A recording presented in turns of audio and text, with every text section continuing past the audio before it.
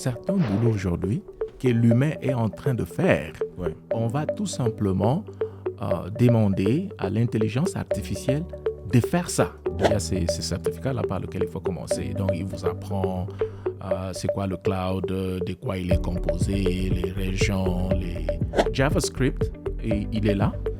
Et maintenant, là, tout récemment, c'est TypeScript. TypeScript qui est un superset de JavaScript. J'ai pris le laptop, j'ai déposé sur la table de notre directeur technique. Oui, je lui ai dit que c'est fini. Ah bon? Oui, je dis que, mais, écoutez, moi j'avais pris ce travail parce que j'étais étudiant, je dois prospérer, je pense qu'il y a beaucoup de choses que je dois faire. Quand j'ai commencé à me donner un peu à l'informatique, la plupart des commandes, les systèmes d'exploitation, pas en français, il y a des commandes en anglais et tout ça. Oui. Alors j'étais obligé quand même de lire et de comprendre l'anglais. Donc, c'est vrai, il n'y a pas de boulot.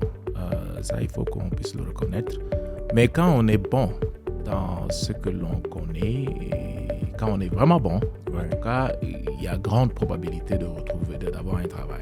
La plupart de nos aînés de la faculté ont trouvé le travail dans d'autres pays africains. Donc, pour un début, une des formations, un des certificats aujourd'hui qui est vraiment considéré, c'est le minimum, c'est le CCNA. Oui. Donc, quand vous avez ça, vous êtes apte à utiliser n'importe quel autre type de technologie parce que non, mais c'est exactement la même chose que moi. Aujourd'hui, je n'utilise plus la technologie Cisco, mais je continue toujours à former les gens dans ces domaines-là. J'ai toujours aimé cette technologie-là Cisco. Je reste attaché parce que ça a transformé également ma vie. Mais au même moment que je faisais ça, j'étais en train de faire ma maîtrise à l'université de Colorado. Je vous ai dit que j'ai une maîtrise. Mais moi, je dis qu'ici, il faut toujours être prêt pour démissionner. Il faut continuer à apprendre indéfiniment. Tant que vous êtes encore dans cette carrière de travailler ici, il faut être prêt pour démissionner et peut-être ne pas être surpris par l'entreprise qui te laisse partir. Et un moyen d'être toujours prêt, c'est de se former continuellement. Il a dit, vous savez, le problème avec l'homme blanc, il faut avoir la connaissance réelle. Quand vous avez la connaissance réelle... Vous ne bricolez pas des choses. Non, vous ne bricolez pas des choses. Là, en tout cas, vous avez le respect. Et quand vous ne connaissez pas un problème qui peut trouver solution dans 5 minutes, mais ça fait peut-être 2 ou 3 jours où on est en train d'écrire des emails, en train de faire des messages et tout. Et vous dites, non, voici comment on va partir. Exact. Le domaine d'IT, moi, je pense qu'il est à la portée de tout le monde. Il faut avoir la curiosité. Et si vous vous y mettez, vous allez apprendre. Des experts dans ces domaines ici, nous sommes prêts pour donner des conseils, des orientations, par où vous pouvez commencer. En fait, notre souci, c'est de pouvoir partager ces connaissances, en détail avec ceux qui sont intéressés. Salut les amis et bienvenue dans ce nouvel épisode du KB Trainings Podcast en français. Aujourd'hui, je vous apporte une conversation très intéressante que j'ai eue avec l'ingénieur John Buyamba. Il est expert dans le cloud, la cybersécurité. Il travaille actuellement pour Amazon Web Services. Il va nous parler de son parcours depuis l'école de l'Université Polytechnique jusqu'à là où il est aujourd'hui. Il va nous parler de son passage de réseau vers, ou soit des réseaux informatiques vers la sécurité et la cybersécurité. Quels sont les avantages d'être parti à l'école ou à l'université pour devenir ingénieur plutôt que devenir ingénieur sans avoir été à l'université? Qu'est-ce que ça donne comme différence sur le marché de l'emploi ou soit dans le travail lui-même? Il va nous parler de son passé dans la programmation de JavaScript, les différents certificats, le CCNA, le CISSP et de tout ce qu'il a maintenant comme certificat. Nous allons aussi parler des certificats dans le cloud, qu'est-ce qui est important, et même dans la cybersécurité aussi. C'est une très bonne conversation qui n'est pas d'ailleurs finie. Il va revenir une deuxième fois pour que nous continuions à partager toujours ses connaissances là, ou soit pour qu'il continue toujours à nous édifier avec ceux qu'il connaît. Alors, si vous aimez la conversation sur YouTube, n'oubliez pas d'aimer sur YouTube ou Facebook. Partagez ça avec votre communauté, ça fera énormément plaisir. Vous allez entendre l'ingénieur John parler du certificat de Cisco CCNA 200-301 ou soit le CCNA qui a transformé sa vie, qui a transformé la mienne aussi. Alors, j'ai créé un cours sur fr.kbtrains.com qui va de zéro à ingénieur, qui vous apprend toutes les notions nécessaires pour commencer et booster votre carrière dans le domaine des réseaux, de la sécurité, même la cybersécurité. Et ce cours-là est celui qui vous introduit à toutes les notions de base nécessaires, plus de 150 vidéos disponibles en ligne à étudier à votre propre rythme. Alors n'oubliez pas fr.kbtrains.com. Il y a aussi beaucoup de cours et des formations qui vont venir sur le Fortinet et sur d'autres vendeurs, le FortiGate, le FortiManager, ainsi de suite. Tout cela va être là-bas. N'oubliez pas d'aller visiter et aussi de vous abonner à notre newsletter pour recevoir tout ce qu'il y a comme news. Alors sans plus tarder, je vous présente ma conversation avec l'ingénieur John Mbuyamba. Merci beaucoup. Bienvenue dans le podcast de KB Trainings en français, le podcast dans lequel je m'entretiens avec des professionnels. Aujourd'hui, j'ai un autre professionnel de l'informatique avec moi. C'est quelqu'un qui m'a toujours inspiré depuis ma venue aux États-Unis jusqu'à aujourd'hui. Alors, c'est pour cela cet épisode il est particulier pour moi parce que je vais vous le procurer, je vais vous le donner. Vous allez entendre les mêmes choses, ou soit les mêmes sagesses qu'il a à partager par rapport à la carrière, par rapport à la profession, à la technologie, ainsi de suite. Donc, j'ai en face de moi M. John Mbuyamba. Et M. John, bonjour. Bonjour, M. Guy. Voilà, bienvenue dans le podcast de M. Guy. Alors, nous allons... Bon, en fait, on garde ça solennel, M. Guy, M. John, donc ça sera très bien. Oh, alors, pouvez-vous vous présenter devant les auditeurs ou les téléspectateurs du podcast? Qui est M. John et qu'est-ce que nous pouvons retenir l'essentiel avant d'entrer dans notre conversation? D'accord. En tout cas, merci beaucoup, M. Guy, pour cette invitation, pour cet honneur, et pour nous avoir invités sur ce plateau, pour qu'on essaie d'avoir un peu un échange et tout. Donc, je m'appelle John Mbuyamba. Présentement, je suis un consultant expert chez AWS, Amazon Web Services. Okay. Je suis dans cette carrière depuis, disons, la carrière de IT en général. Je suis là-dedans depuis plus ou moins 20 ans. Donc, je l'ai commencé depuis la République démocratique du Congo, là où je suis né, de là où je viens. Ouais. De là, donc, j'ai dû obtenir une licence. Je suis un ingénieur civil de formation de la faculté polytechnique. De l'université de Kinshasa. De l'université de Kinshasa. Et voilà. Puis, bon, quand on a fini là, et puis on s'est lancé dans la carrière, on a commencé directement avec le IT. Et je suis venu ici aux États-Unis depuis plus de 18 ans que je vis ici aux États-Unis. Et puis, j'en ai aussi profité pour faire une maîtrise dans les systèmes de télécommunications. Okay. Et voilà. Donc, et la carrière a continué dans l'IT. On a parcouru plusieurs entreprises, des différentes entreprises. Et voilà, aujourd'hui, on est là où on est. Donc, voilà un peu. Wow, très bien. Ingénieur de formation de l'université de Kinshasa. Mm-hmm. Et puis une maîtrise aux États-Unis et la carrière dans la... C'est quelle était la branche, soit la spécialité en Polytechnique? C'était quelle branche exactement de la Polytech?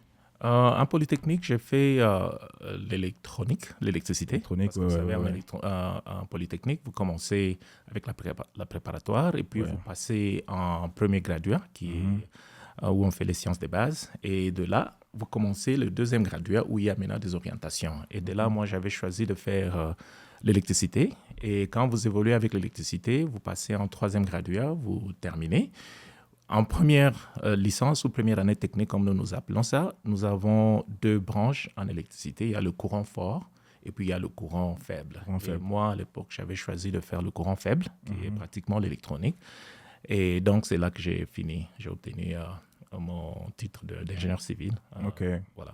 Et le premier boulot après le titre d'ingénieur civil, était-il lié à l'informatique toujours ou bien c'était dans un autre domaine? Ou soit, qu'est-ce qui vous a amené à l'informatique exactement? Oui, l'informatique, je pense que c'est par curiosité. Okay. Vous savez, au niveau du pays, nous n'avons pas la même chance d'avoir accès à l'outil informatique. Ouais. Déjà à l'époque, non, actuellement, peut-être les choses ont changé un petit peu. Je me rappelle, oui, je me rappelle, en deuxième graduat, on essaie de nous enseigner la programmation en utilisant un langage parmi certains de vieux langages comme Pascal. Pascal, oui. Donc à l'époque, c'était Pascal. Et puis, bon, je ne pense pas qu'à l'époque, je comprenais vraiment grand-chose. Quelques instructions et tout ça. Et je pense que c'était en troisième graduat où il y a eu un étudiant qui faisait une présentation, je crois, une défense de fin de cycle. Et donc, il parlait des trucs informatiques. Parce qu'il faut reconnaître qu'en Polytech, nous, à l'époque, nous n'avions pas eu un cours formel comme tel qui parle nous avons eu des choses relatives au système d'exploitation et tout ça, mais on ne nous apprenait pas, par exemple, que voici comment les réseaux informatiques fonctionnaient. Nous n'avons pas un cours officiel comme ça. Exactement. Alors, du coup, l'étudiant est passé pour faire sa défense. Il parlait un peu de trucs IT. Informatique, d'IT. Et là, ça a cliqué. En troisième graduat, ça a cliqué. Et je dis, mais écoutez, comment je vais apprendre ces histoires? Je l'entends parler d'IT, je l'entends parler des commutateurs, des routeurs. Je dis, mais OK, je dois quand même essayer de commencer à me donner. Ouais. Et je suis allé à la bibliothèque, j'ai pris un livre, j'ai commencé un peu à lire là-dessus. Et tout juste avant, quand j'étais en premier graduat, en première année technique, il y a eu une entreprise qui s'appelait Congo Korea Telecom. Il y a les Coréens qui étaient venus pour installer la fibre optique au Congo. Et là, c'est celle qui est devenue Standard Telecom. Standard, exactement. Voilà, donc, je crois que le nom a changé après notre départ. Mais à l'époque, Congo Korea Telecom. Et ils organisaient des concours pour, disons, engager des étudiants qui étaient peut-être en dernière année ou ils engageaient des gens. Et puis, je suis allé là-bas, j'ai passé mon interview et c'est là qu'on m'a retenu. Pendant que j'étais encore sur le campus, on nous avait retenu à 4. Okay. Et c'est de là que j'ai commencé vraiment à apprendre. J'avais un peu de connaissances, mais c'était vraiment, vraiment limité. Okay. Mais dès lors que j'ai commencé à travailler avec eux, j'ai commencé maintenant un peu à entrer en profondeur des choses pour comprendre c'est quoi qu'un virus, comment scanner un système, un ordinateur. J'ai beaucoup appris avec les Coréens. Donc, il faut dire que les qualifications qui vous ont permis d'avoir ce premier boulot-là étaient d'abord juste le fait d'avoir été étudiant en Polytechnique. C'était déjà suffisant pour prouver son intelligence et puis être engagé pour ce genre de position-là aussi.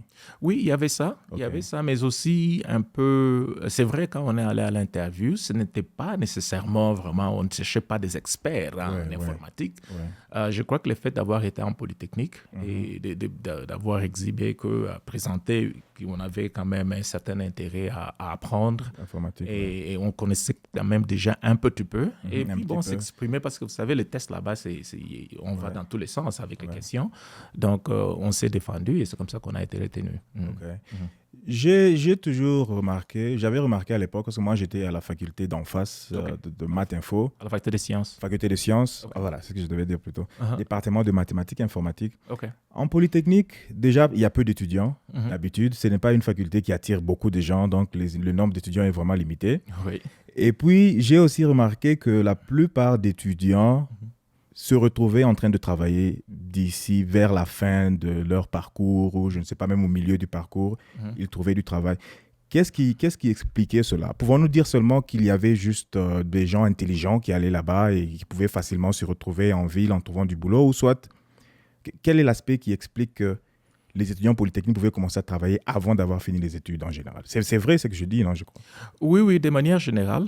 C'est là à commencer. Nous avons vécu ça nous-mêmes déjà quand nous étions en prépo, en premier graduat. Nous avons vu nos aînés à la faculté qui déjà travaillaient ou quand ils terminaient. Vous savez, quand à l'époque, en fait, ce qui a aussi beaucoup plus favorisé ça, c'était l'arrivée des entreprises de télécommunications. Je crois que ça a à voir avec ça.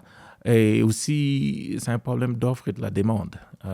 Quand ces entreprises-là sont arrivées, on a besoin des talents. Et les talents, pour ceux qui connaissent un peu la faculté polytechnique, on les trouve là-bas. Parce que ce n'est pas une faculté quand même assez facile. La formation est très, très rigoureuse. Et depuis la prépo et depuis vous montez, vous savez, on filtre beaucoup. Et donc, quand on arrive, les entreprises comme ça arrivent des télécoms et cherchent les talents.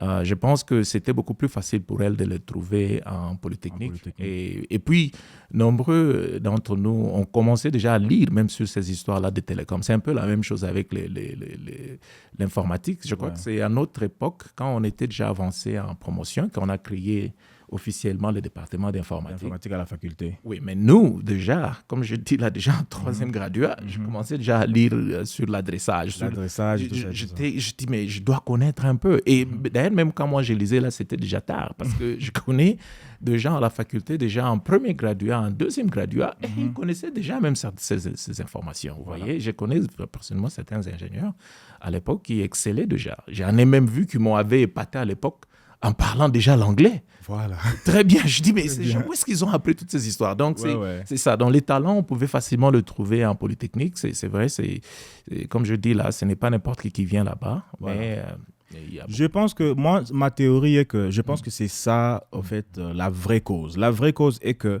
ce sont des gens qui sont ambitieux qui vont dans cette faculté-là. Ça veut dire que déjà, ils sont ambitieux au départ. Ce n'est pas comme s'il y a une calebasse là où on leur montre des choses là-bas et puis du coup, ils deviennent intelligents et puis ils deviennent engageables pour des boulots de technique ou quoi que ce soit. Mais déjà, les gens, des personnes qui ont le courage de dire de toutes les facultés qu'il y a à l'université, moi, je veux faire la Polytechnique, sont des gens de personnes qui sont déjà self-driven. Déjà, eux-mêmes, ils vont commencer à lire des choses, ils sont curieux. OK, les prochaines compagnies qui viennent sont des compagnies de télécom. Ils entrent dans les télécoms, dans les réseaux, ils commencent à lire, ainsi de suite. C'est une bonne partie qui explique que d'abord, il n'y a pas beaucoup de gens là-bas. Et puis, en plus, ceux qui sont là, ils se sont toujours retrouvés. En tout cas, la plupart, même après avoir terminé, ils ont toujours des bons boulots et se retrouvent. Ça, c'est un très bon aspect. Et puis après, vous avez travaillé à Kinshasa pendant combien d'années? Toujours pour Congo-Korea, c'est ça, hein? Oui, Congo-Korea, j'ai travaillé. Et puis, pendant que j'étais étudiant, en première année technique et une bonne partie quand j'étais en deuxième année technique, en dernière année. OK. J'ai travaillé là-bas. J'ai eu une petite aventure avec eux. Bon, en fait, ça, c'était un peu beaucoup plus personnel parce que je travaillais pour eux. Et en deuxième année technique, il y a eu un concours organisé à l'époque par Celtel. Celtel a organisé des concours. Et du coup, nous étions informés que Celtel organisait des concours. Et puis, je suis allé, j'ai postulé. Ouais. On nous a appelés pour aller faire l'interview. À l'époque, c'était dans la cave de l'hôtel Memlink. Comme c'était en face de leur bureau à l'époque, vous savez, ils étaient juste en diagonale. Ouais. Et j'ai fait le concours, j'ai réussi. Donc, on m'a appelé et puis on m'informera que voilà, M. Mbuyamba, vous avez réussi disons à l'interview. Veuillez passer demain lundi pour aller aux ressources humaines et puis... Et de là, vous allez aller faire il y a les examens médicaux. Il y a les aptitudes physiques et des choses comme ça. Aptitudes physiques, voilà. Comment on appelait. On devait nous envoyer à Angalim, à Center. Okay. Et de là, nous nous sommes retrouvés avec les amis avec qui on nous avait engagés à l'époque. Je me rappelle, il y avait l'ingénieur Hugues Bissouta, Papi Mifundu. Ce sont aujourd'hui des grands cadres de cette entreprise, à quoi que ça a changé de nom. Okay. Et arrivé là-bas, nous étions à deux. Il y avait moi et Patrick Chabola. Nous venions de CKT. OK, tous étaient des polytechniciens pratiquement. Donc, quand on organisait des grands concours comme ça... Et puis, en parenthèse, ces concours-là, à ce que je sache, souvent, il y a trop de choses du genre psychotechnique, est-ce que c'était vraiment ça? Sur quoi était basé le concours en général? C'est une combinaison de tout. Okay. C'est psychotechnique, c'est un peu technique. Compréhension, des choses comme ça. Compréhension, oui. Donc... généralement, c'est vraiment un mix. Un mix un peu beaucoup de choses. OK. Et vous vous retrouvez là-bas? On se retrouve. Non, je ne suis même pas arrivé en Galliema. J'étais au 3e étage. Et puis, au 2e niveau, je crois. 2e étage, je ne me rappelle pas bien là où se trouvaient leurs ressources humaines. Et du coup, on appellera. On dit, Monsieur Mbuyamba, venez d'abord. Monsieur Patrick Chabola, venez d'abord. On nous retire un peu de côté. Et de là, on va nous informer que, voilà, vous pouvez d'abord rentrer et puis on va vous rappeler. Ouais. On a dit, mais qu'est-ce qu'on a fait? Qu'est-ce qui se passe? Oh non, comprenez, il faut d'abord que vous devez... Je dis, est-ce qu'il y avait une erreur dans les choses? Qu'est-ce qui s'est passé? Ouais. Bon, on est parti. Et ce sont les amis qui sont restés là-bas qui, plus tard, quand on checkait avec, mais qu'est-ce qui s'est passé?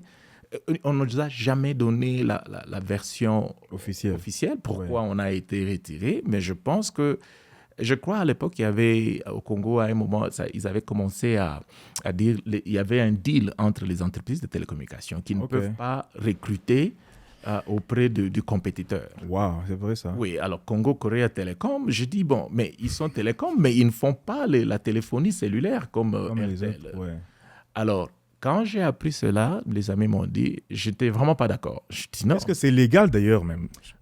Ça ne peut pas être légal, non? Vous savez, tout ça, même si ça ne peut pas être légal, ici c'est ici aux États-Unis, pratiquement on pouvait ramener quelqu'un à justice. Mais oui, c'est vrai. Et puis d'ailleurs, c'est ce que je le vois trop ici aux États-Unis. Il y a des gens qui font carrément du ping-pong entre deux compagnies. Ouais. Il quitte une compagnie, il va dans l'autre, Ouais. et puis il rentre et son salaire a augmenté, et puis ils font ça plusieurs fois. Une des raisons, souvent quand je parle de cette expérience-là, ça m'a. J'ai toujours trouvé qu'il y a une justice que je retrouve ici aux États-Unis. Ça justifie même le fait que je peux changer d'entreprise. J'ai déjà travaillé pour 6-7 entreprises pendant les 18 ans.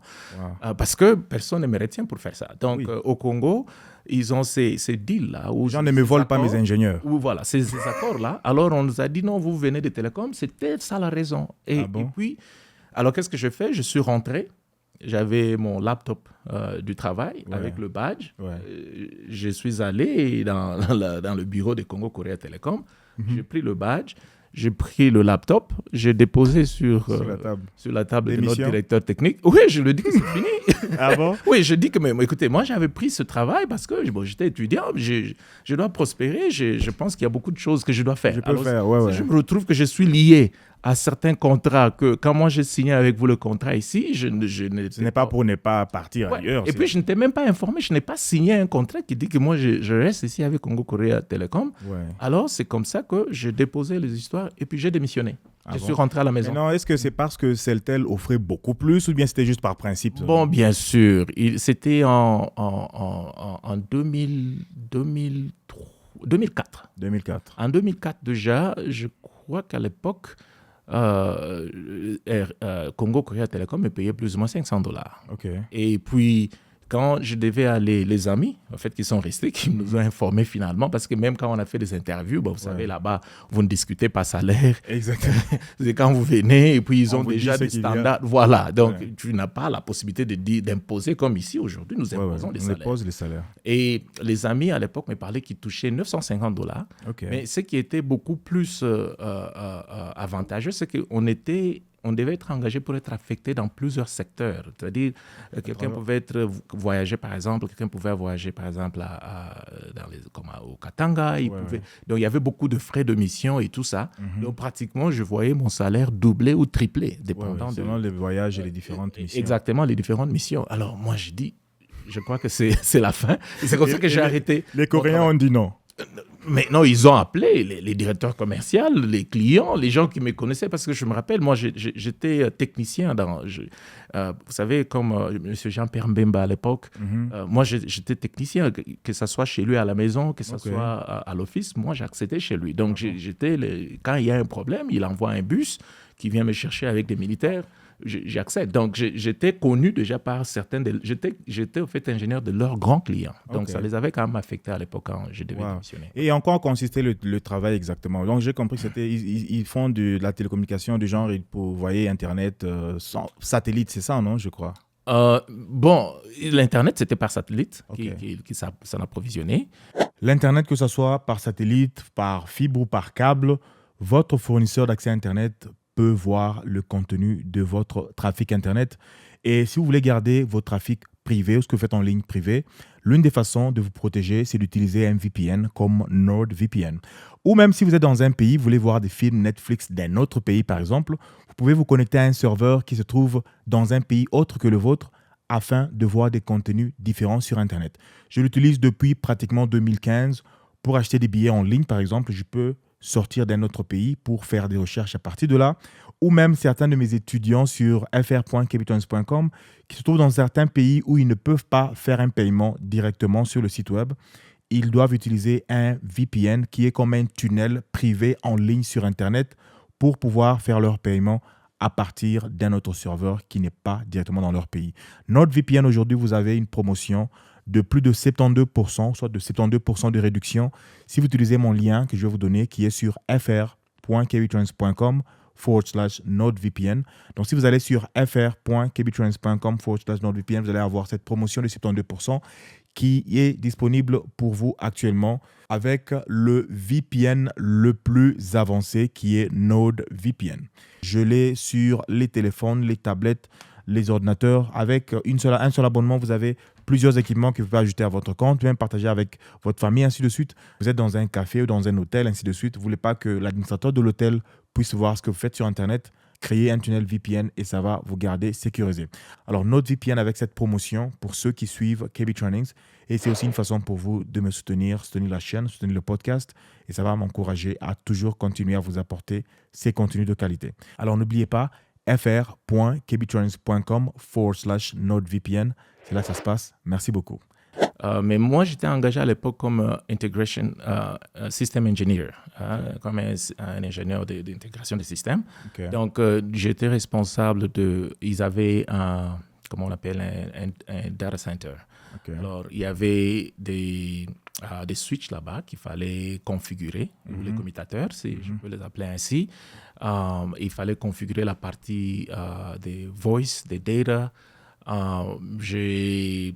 À l'époque, quand moi j'ai commencé, c'était encore la technologie qu'on utilisait, c'était les dial-up. Je ne sais pas si dial-up connection, yeah. Alors, seulement configurer les dial-up, les équipements, les dial-up là, qui avaient pratiquement 56 kilobits par seconde. Yeah. Beaucoup de gens n'avaient pas accès à l'Internet et leurs clients, quand ils déployaient le câble, on avait des techniciens. J'étais parmi un des techniciens chevronnés qui descendaient sur le site quand c'était nécessaire pour aller se rassurer que les problèmes de clients étaient résolus, voyez-vous. Et donc, je n'étais pas nécessairement... parce qu'ils avaient en dehors de data center, ils avaient d'autres points centraux où il fallait aller configurer ces mêmes genres d'équipements parce que la fibre, quand elle quittait le lieu principal, elle allait par exemple vers Beautour là-bas, on avait un office où il y avait des équipements, donc il fallait se rassurer que les différentes communications sont un peu ça. Maintenant, vous démissionnez pour après rentrer chez Airtel, leur dire que vous êtes libre ou soit pour aller rester à la maison. Bon, ça c'était une bonne aventure. J'ai démissionné. Sans savoir si j'allais avoir un travail demain ou après-demain. Je suis rentré à la maison. Et à l'époque, je crois que j'avais l'habitude d'avoir toujours mon résumé prêt et d'aller déposer dans des différentes entreprises. Et puis, je ne sais pas par quel moyen, une des entreprises, ils ont eu l'information que j'ai quitté CKT. Voilà. Et puis, on m'a appelé. On m'a appelé, après 3 jours, ce n'était pas le même jour. Après 3 jours, on m'a appelé pour me dire, Monsieur Mbuyamba, est-ce que vous êtes disponible? On a une position, vous pouvez venir et tout pour qu'on puisse vous engager. C'était Digitech Elix. Ils étaient dans le NISP, Internet Service Provider, la fourniture de services Internet. Et ils vont m'appeler et je me rappelle à l'époque, j'avais une course avec mon épouse, disons ma fiancée qui est mon épouse aujourd'hui. Je disais qu'on va en ville, on devait aller préparer notre mariage. Et puis je lui ai dit, bon, il y a une entreprise qui m'a appelé, est-ce qu'on peut passer? Et puis, on est parti. Arrivé là-bas, on m'a juste remis un tas de documents pour me dire, est-ce que vous pouvez aller lire ces documents ici? Et puis vous venez demain, on va discuter, on va essayer de parler pour faire l'interview, au fait. Ah bon? Et je prends les documents, c'était en anglais. En anglais? Oui, c'était en anglais. OK. Et j'ai pris les documents, OK, je vais aller lire et puis pour voir. En fait, j'ai ramené ça. Et déjà, à votre niveau d'anglais à l'époque était comment? Bon, en tout cas, comme tout ingénieur civil, en tout cas, parler, je ne pouvais pas m'exprimer couramment. Je pouvais entendre vraiment à peine, mais en tout cas, lire et dégager l'idée maîtresse. L'idée maîtresse, c'est ce qu'on est en train de demander.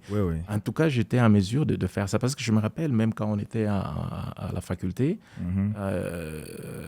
paix à son il y a un assistant qui, je crois Kalinga, qui nous amenait déjà des exercices. Paix à son âme, je crois, parce que j'allais dire il est déjà décédé. Un type vraiment très, très intelligent qui nous amenait déjà des exercices en anglais. En anglais à la faculté. Donc, quelque part, et puis, quand j'ai commencé à me donner un peu à l'informatique, la plupart des commandes, les systèmes d'exploitation, il n'est pas en français. Il y a des commandes en anglais et tout ça. Alors, j'étais obligé quand même de lire et de comprendre l'anglais. Donc, j'ai amené cette documentation-là chez moi, j'ai essayé de lire. Et le jour suivant, je suis rentré à l'office pour passer mon interview. On a commencé à me poser des questions dessus et c'est comme ça que j'ai Ils m'ont engagé sur place, j'ai signé le contrat pour commencer le travail là-bas. Wow. Déjà, ça, je ne sais pas si l'idée que je me fais, elle est bonne ou pas. Est-ce qu'on peut dire qu'il y avait déjà un problème de main-d'œuvre qualifiée? Parce que je pense que c'est le cas. Même aujourd'hui aussi, je pense que c'est toujours le cas. Du genre, bien sûr, on a beaucoup de jeunes, on a beaucoup de gens qui prétendent, soi-disant, faire l'informatique, les réseaux, la programmation, ainsi de suite. Ouais. Mais pour en trouver de bons, c'est rare. Et la preuve est que moi, je sais que la plupart de mes amis avec qui j'ai étudié en informatique, par exemple. Et j'avais commencé aussi en polytechnique. J'ai fait la préparatoire. Et puis, il y a une université là bizarre qui m'a tiré de là à l'IMT là-bas. Et puis, c'est là que quand je voulais rentrer encore en polytech, c'était plus possible. Je devais recommencer et je n'ai pas voulu le faire. Je suis allé en maths info. Bref, la plupart de mes amis avec qui j'ai fini, qui sont en informatique et qui connaissent vraiment bien l'informatique et ce qu'ils font, ils se retrouvent, ils ont du boulot. Ouais. Je parle plus par rapport à l'aspect de dire que, bien sûr, le taux de chômage, il est tellement élevé en Afrique en général. Mais je pense qu'il les meilleurs éléments se retrouvent toujours. Ils se retrouvent placés quelque part et ils trouvent des opportunités autour d'eux, que ce soit avec des compagnies ou soit d'eux-mêmes, ils se débrouillent déjà avec le savoir qu'ils ont. Est-ce que vous êtes du même avis ou pas? Vous pensez que des fois, la main-d'œuvre peut ne pas être beaucoup qualifiée? Je pense que dans tout ça, il faut avoir le self-esteem et savoir ce que l'on veut. Au Congo, j'entends des gens dire, c'est vrai, il n'y a pas de boulot. Ça, il faut qu'on puisse le reconnaître. Mais quand on est bon dans ce que l'on connaît, et quand on est vraiment bon, en tout cas, il y a grande probabilité d'avoir un travail. En tout cas, les bons, les meilleurs, je ne pense pas que... vous savez, il ne faut pas être bon, meilleur et rester chez soi à la maison. Exactement. Il faut aller chercher ce travail-là parce que c'est quand même c'est un peu rare et tout comme ça. Mais quand vous vous exposez, et que vous êtes bon, je pense que les bons, ils trouvent toujours du travail. Ouais, ça c'est vrai. Je prends mon exemple, par exemple. J'avais 22 ans, pratiquement 21 à 22 ans. J'ai commencé à travailler sans même avoir eu... Non, je n'avais que le graduat, je crois. C'est là que j'ai eu cette opportunité-là. Et nous avions fait un programme, ils appelaient ça jeune banquier à l'époque. Et à la fin du programme, à l'issue du programme, j'ai été plébiscité par l'un des cadres de la compagnie pour spécialement travailler avec moi. Ça veut dire qu'il avait vu une sorte de potentiel. Et il voulait développer cela dans son équipe. Mais entre parenthèses, je veux dire juste cela. Par rapport à ceux qui pensent ou à ceux qui déjà, sans s'être beaucoup battus, ils lâchent déjà la manche pour dire, il n'y a pas assez d'opportunités, peut-être qu'on devrait aller les chercher ailleurs ou quoi que ce soit. Même sur place, là, je pense que les opportunités peuvent être pas assez, mais déjà, l'offre, quand on parle d'offre, la main-d'œuvre qualifiée n'est pas aussi très importante. Donc, il suffit juste d'avoir un certain niveau d'excellence juste par rapport à la moyenne, vous allez déjà vous démarquer et il y aura des opportunités qui vont... Par exemple, l'exemple dont vous avez parlé, après 3 jours, il y a une compagnie qui vous contacte qui aurait appris que vous avez quitté CKT. Ça veut déjà dire que la nouvelle s'est répandue pour dire il y a quelqu'un de bon qui a quitté telle compagnie et puis ils sont sautés dessus, quoi. Voilà. C'est un peu ça mon principe. Et puis après, comment ça s'est déroulé le nouveau travail jusqu'à quitter le Congo? C'était le dernier travail avant de quitter le Congo, je crois. Oui, c'était le dernier travail avant de quitter le Congo. Ça s'est bien passé. Et quoique, l'entreprise avait un peu quelques difficultés. Je crois qu'il y a des difficultés relatives à la gestion et peut-être l'investissement peut-être n'était pas à la hauteur. Mais c'était vraiment une entreprise qui était à la hauteur, qui avait l'avenir. Parce qu'à l'époque, j'ai oublié nos compétiteurs. Je crois qu'il y a un qui continue à être là, un des grands compétiteurs dans ces domaines-là. Mais la technologie qu'ils avaient amenée, c'était basé sur les WiMAX. Les WiMAX, c'est un peu dans les domaines de... c'est les 802.116. So, IEEE. 802.16. Voilà. Oui, c'est le WAN sans fil, c'est ça, non?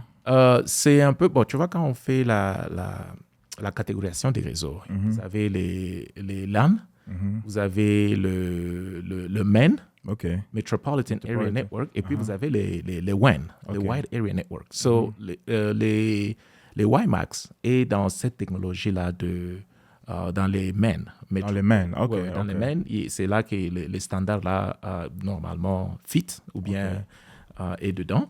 Et donc, c'était une très, très bonne technologie. D'ailleurs, l'entreprise qui nous fournissait les équipements était ici en Californie, aux États-Unis. C'était Aperto, Aperto Systems. Vous pouvez le vérifier. Et donc, c'était vraiment une très, très bonne technologie. Et j'avais beaucoup appris de cette technologie-là. Donc, donc, ça vous permet de transmettre, parce que nous avons eu des antennes, par exemple, qui étaient posées au niveau de là où il y avait la radio Sangomalamu là-bas, vers Mongafou, là où je ne me rappelle pas bien, et qui pouvaient envoyer le signal directement de là jusqu'en ville. En ville, par exemple, à l'immeuble Sosacom. On avait des antennes. Donc, ça créait des connexions urbaines, genre dans la ville métropolitaine, entre différents points et tout. Exactement. Ces connexions-là, elles avaient aussi Internet, ou bien c'était des connexions privées selon les compagnies qui en avaient besoin et tout? Non, c'était pour transmettre justement le signal Internet. Vous, par exemple, il fallait desservir les abonnés qui étaient, par exemple, dans la région de Mongafou, vers le bas, là-bas. Si notre station principale était à Sosacom, au dernier niveau là-bas, ou bien il y avait un immeuble sur le boulevard du 30 juin de PNUD, je crois, ou quelque part là, à côté de, je crois, en face de Régie des Eaux. S'il fallait transmettre et servir ce client-là qui sont vers le bas là-bas, alors il fallait établir une liaison entre l'immeuble des PNUD là-bas jusqu'à l'IPEN. Et puis de là, maintenant, on peut servir le client qui sont de l'autre côté. Donc, voilà. Et le White Max, est-ce que ça demande d'avoir le line of sight, que ça demande qu'il n'y ait pas de... Absolument. Donc, il fallait chercher des tours, soit des immeubles qui sont un peu plus élancés. Élevés en hauteur pour pouvoir... C'est pour cela aussi Mongafou, c'est une montagne pratiquement, c'est au-dessus, je crois. Oui, mais c'est au-dessus, ça permet maintenant d'être sur un immeuble, par exemple, à Gombe. Et puis d'avoir la connexion directe. Line of sight, là. Aujourd'hui, il y a Unify ils ont beaucoup d'équipements de ce genre-là, qu'ils vendent d'ailleurs à des prix très abordables. Je connais des gens qui font ce genre de projet-là au Sénégal, par exemple. Quelqu'un qui a acheté une connexion Internet et puis qui peut partager cette connexion-là avec beaucoup d'abonnés qui se retrouvent n'importe où. Ils ont des antennes, ils pointent ces antennes-là vers un certain central ou quoi que ce soit. Ils appellent ça les UISP, un truc comme ça. C'est très bien. Et puis, comment ça s'est terminé avec la compagnie en question? Bon, la compagnie, ça s'est terminé parce que je devais quitter le Congo pour venir aux États-Unis. Donc, vers fin 2005, il y a mon épouse actuelle qui avait gagné à la loterie. Et de là, on s'est dit, une autre porte s'ouvre. Exactement. Il faut vraiment qu'on puisse exploiter ça. Et à l'époque, l'ambassade des États-Unis était fermée au Congo. Et on devait se préparer pour aller au Cameroun. Au Cameroun, à Yaoundé. En fait, c'est là finalement qu'on était parti. On a eu l'interview. On a fait l'interview et nous sommes rentrés au pays parce que je devais quand même finaliser avec l'entreprise et leur dire que je devais partir. Et c'est comme ça que j'ai quitté le Congo en mars 2006 pour venir aux États-Unis. Est-ce que l'expérience là du Congo vous a aidé aux États-Unis? Bien sûr, on va parler de carrière aux États-Unis au début. Est-ce que ça vous a aidé aux États-Unis ou pas, l'expérience que vous avez eue au Congo? Bon, je peux dire que ça m'a aidé un peu, dans le sens où, en venant ici, j'avais une idée pratiquement de ce que je voulais faire. C'est grâce aussi à cela que mais sur le plan technique, j'avais vraiment encore beaucoup à apprendre. Vraiment beaucoup à apprendre. Parce que vous voyez, je suis allé de travailler sur les dial-up, les DSL, qui sont des technologies... Alors que les DSL étaient déjà morts. Les dial-up, DSL, il y en a toujours, mais les dial-up, c'est déjà... Oui, dial-up, c'était déjà... mais le fait d'être exposé au DSL avec ses différentes composantes, les HDSL et puis les autres, là, c'était déjà quand même... bon, ça suscitait encore beaucoup plus mon envie d'apprendre, de lire beaucoup.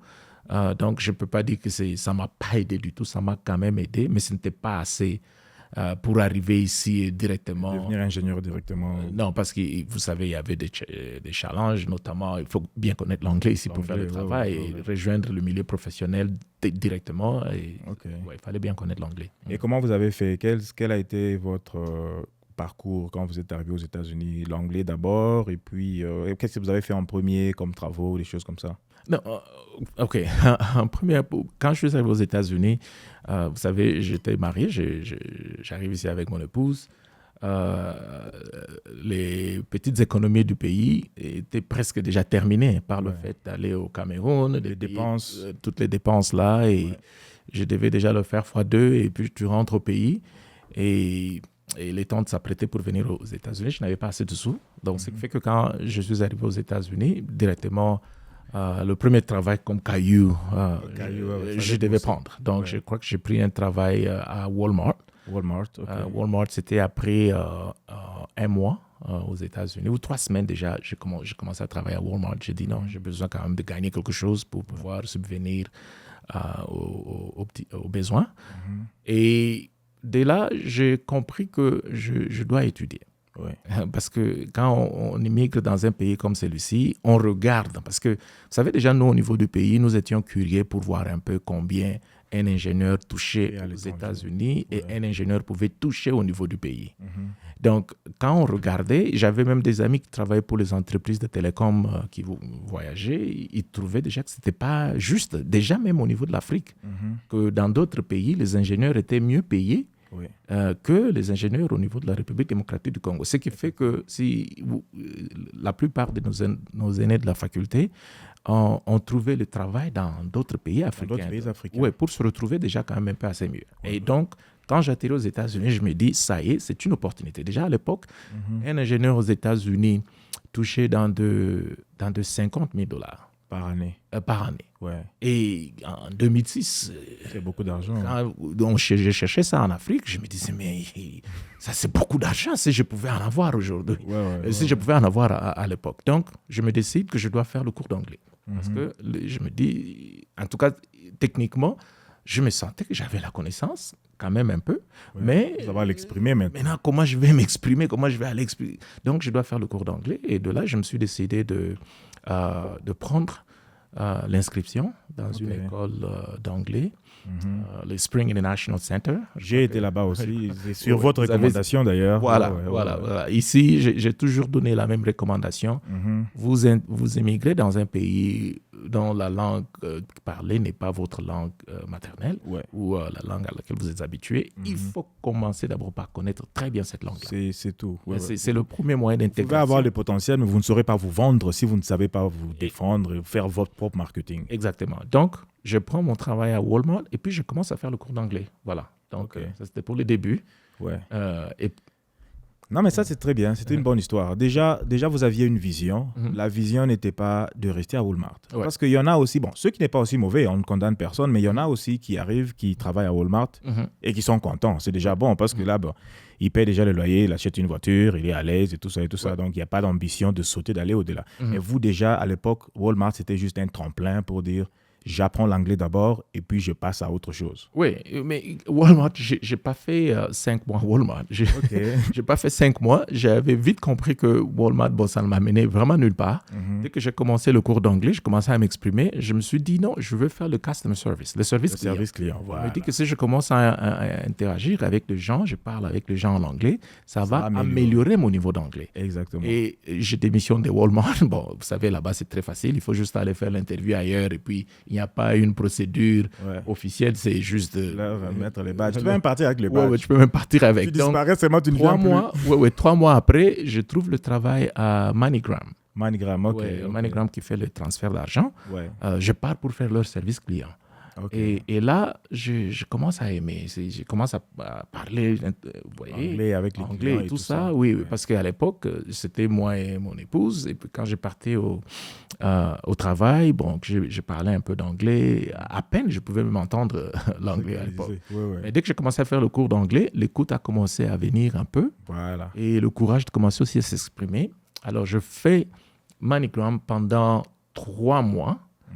Pendant les 3 mois, je profite, j'apprends qu'il y avait, je crois que je vous avais recommandé l'institution où on pouvait, l'État de Colorado pouvait m'aider à prendre une formation. Le workforce, comme ça, voilà. AD Workforce. Donc, on me l'avait... Je l'ai fait aussi, c'est eux qui m'ont aidé à avoir le Security Plus et le Network Plus. Voilà. Donc, pendant que je faisais le cours d'anglais, je commence à combiner avec cette formation-là qu'on on m'a recommandé de New Horizon Learning Center, qui est un centre de formation ici. Je suis allé, j'ai fait mon premier training de CCNA parce que je me sentais déjà quand même que j'avais quand même d'informations. Et de là, je passe mon premier examen de certificat de Cisco en 2007. En 2007. En 2007. Okay. Et c'était le CCNA. C'était les... Oui, c'était le CCNA. Oui, c'était le CCNA. Okay. Voilà, vous l'avez entendu, il n'y a rien à dire de plus. Le CCNA, c'est le certificat de référence aujourd'hui. C'est ce qui m'a aidé à commencer ma carrière. Même l'ingénieur John, ça l'a aidé à commencer sa carrière aussi. Donc, si vous êtes sérieux avec votre dédication, soit si vous êtes sérieux avec votre volonté de commencer une carrière dans ce domaine de la technique, le CCNA, c'est un certificat très recommandé. Alors, fr.kbtrans.com, c'est là que vous allez trouver les cours en vidéo nécessaires en 4K, une très bonne qualité, qui vous présente toutes ces notions-là. Vous allez suivre cela à votre propre rythme et à la fin, vous saurez passer l'examen, être certifié. En plus de l'examen ou du papier que vous aurez, c'est la connaissance que vous aurez dans la tête et ça va vous aider tout au long de votre vie. Merci beaucoup et rentrons à la conversation. Okay. Oui, il y avait 2 examens à l'époque. Il y avait, je me rappelle pas, mais... Il y avait le CCNA et puis le CCNA, voilà. Il y avait ICND1 et ICND2, voilà. OK. Alors, je passe les examens. Vous savez, avec la condition que quand vous passez l'examen, vous devez trouver l'embauche. Voilà. Et j'avais postulé chez Tech Systems. Tech Systems, okay. Tech Systems. Et du coup, on va m'appeler pour une interview. Pour une interview à Nordstrom, qui est une entreprise ici. On va m'inviter pour que j'aille passer l'interview.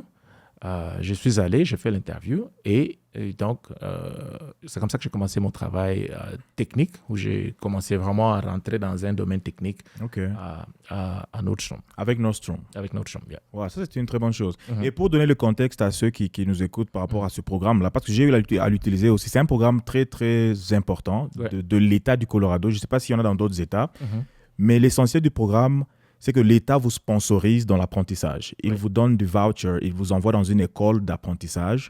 Vous faites un certificat, un examen ou quoi. Et l'objectif, tant que vous pouvez prouver que l'examen là va aider à augmenter votre revenu, c'est tout ce que l'État cherche. L'État veut vous amener, disons que vous faites $20 000 l'année. Si vous leur montrez qu'avec, je me rappelle parce que dans le processus, je devais leur montrer même des applications, des job posts, pour leur dire ce boulot paye autant, ce boulot paye autant, ils demandent tel certificat. Si je fais ce certificat, je vais avoir le boulot. Donc, quand vous soumettez ça, et dès qu'ils lisent, ils approuvent, et puis ils vous donnent l'argent ou soit le voucher pour aller faire les cours, et vous êtes censé terminer, trouver du travail et venir leur montrer les nouveaux salaires ou quoi que ce soit, ainsi de suite. Donc, c'est un programme qui a vraiment... Un programme très, très important parce qu'ils reconnaissent que parmi les immigrés, il y a des gens qui viennent qui ont du talent.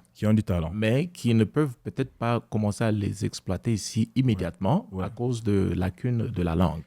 Je ne sais pas si les États africains peuvent implémenter des programmes comme ça, par exemple. Parce que c'est vrai qu'il y a des gens qui ont du potentiel. Il y a des gens qui aimeraient apprendre, mais qui n'ont peut-être pas les opportunités, les moyens d'aller apprendre, de payer en ligne ou quoi que ce soit, ou même des ordinateurs. Mais un programme comme ça en Afrique ferait une grande différence, non? Absolument. L'Afrique a besoin de former les jeunes, de donner aux gens des opportunités. J'ai toujours donné l'exemple de pays comme la République démocratique du Congo, qui a plein de ressources. Et quoique, bon, il y a cette instabilité-là à causer et tout, mais je pense que dans le peu que le gouvernement gagne, ils doivent trouver des moyens à redistribuer ça dans la population. Et quand on parle de redistribuer ça, ce n'est pas en donnant du cash aux gens entre les mains, mais c'est d'organiser des foyers de formation où les individus, quelqu'un peut se dire, je vais apprendre par exemple à tresser. Oui. Peut-être que... Je vais apprendre la plomberie. L'État doit financer dans de tels genres de choses, voir des programmes, parce que même les gens des ADWorks, là, ils ne font pas seulement les choses, les techniques. Non, ils font tout. Ils font tout. Donc, je pense que c'est de cette manière-là que la population locale va aussi se retrouver. Exactement. Voilà, qu'est-ce qu'il y a de gratuit au Congo que les gens reçoivent auprès de leur gouvernement? Où tu peux aller étudier gratuitement et puis commencer Donc, l'Afrique en général, en particulier le Congo, ils doivent vraiment implémenter des programmes comme ça pour donner à leurs citoyens la possibilité d'avoir accès à des formations, ce qui peut vraiment aider la nation vraiment de manière générale. Je me rappelle à l'époque, le voucher qu'on m'avait attribué, c'était, je crois, $6,000 parce qu'il y avait $2,000 pour étudier le A+, il y avait $2,000 pour le Security Plus et $2,000 pour le Network Plus. Et puis, ils sponsorisaient aussi l'examen jusqu'à 3 prises de l'examen. Donc, c'était vraiment un programme dont j'ai vraiment beaucoup bénéficié et dont vous avez bénéficié aussi. Donc, c'était vraiment une bonne chose. Ouais. Donc, maintenant, chez Nordstrom, vous travaillez comme agent de tech system, comme du genre contractant de tech system? Oui, j'ai commencé au fait comme contractant de tech system. OK. Et 2 mois après, ils ont changé, ils m'ont engagé comme full-time, à temps plein. Un autre m'a engagé directement. Et quel était le titre là-bas et la nature du travail lui-même? Là-bas, j'étais NOC Technicians, comme Network Operation Center Technician. Comme ça, c'était ça le titre. Et le travail, au fait, consistait à monitorer l'ensemble des équipements informatiques que notre chambre avait. Donc, je les monitorais et puis j'ai configuré les équipements, notamment le switch, le point d'accès. Les switches sont des commutateurs en français, le routeur. Je crois que il y a beaucoup d'anglophonie en français, en fait. J'étais surpris même de voir, quand je suis beaucoup de youtubeurs francophones, il y a beaucoup de termes en anglais. Moi, je ne voulais même pas dire, avant, je ne voulais pas parler d'IT en français, mais je vois beaucoup de youtubeurs francophones, techniciens qui parlent d'IT, ainsi de suite. Là, je me suis dit, on est quand même à l'aise. Donc, on peut quand on dit switch, je pense que tout le monde va comprendre. Ok, très bien.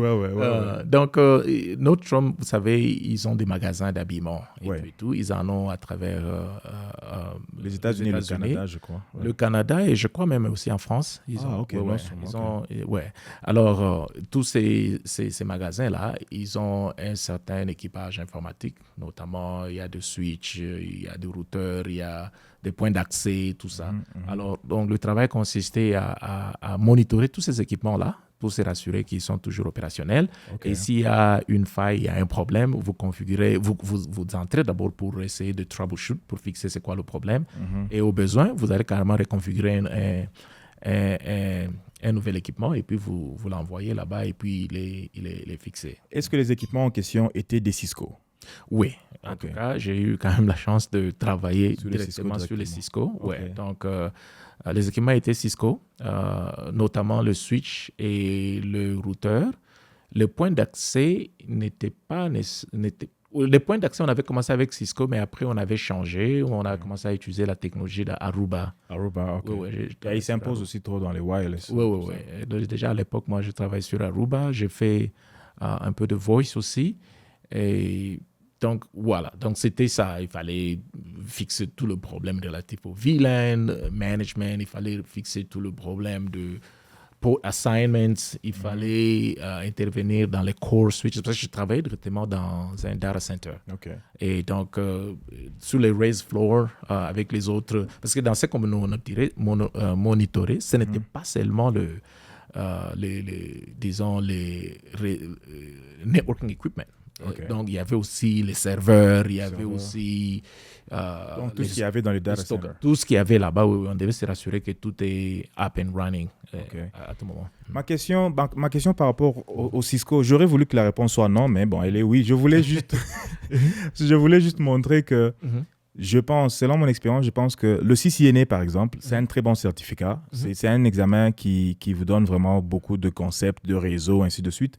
Mais en réalité, j'ai remarqué que quand vous quittez le CCNA, par exemple, après avoir fait le CCNA, on dirait que vous êtes apte à travailler dans n'importe quel environnement. Quel que soit le vendeur, ça pouvait être des routeurs ou des switches de Juniper, par exemple. Ça pouvait être, vous allez toujours trouver un moyen de les utiliser. Déjà, par rapport au fait d'avoir été exposé au CCNA, à Cisco, ainsi de suite. Donc, c'est ce que j'ai remarqué la plupart du temps. C'est pour cela que Cisco, c'est comme si la référence aujourd'hui. Parce que par rapport au certificat, dès que vous avez le CCNA, le marché est ouvert et vous pouvez travailler sur n'importe quel autre type d'équipement. Il y a beaucoup de similitudes.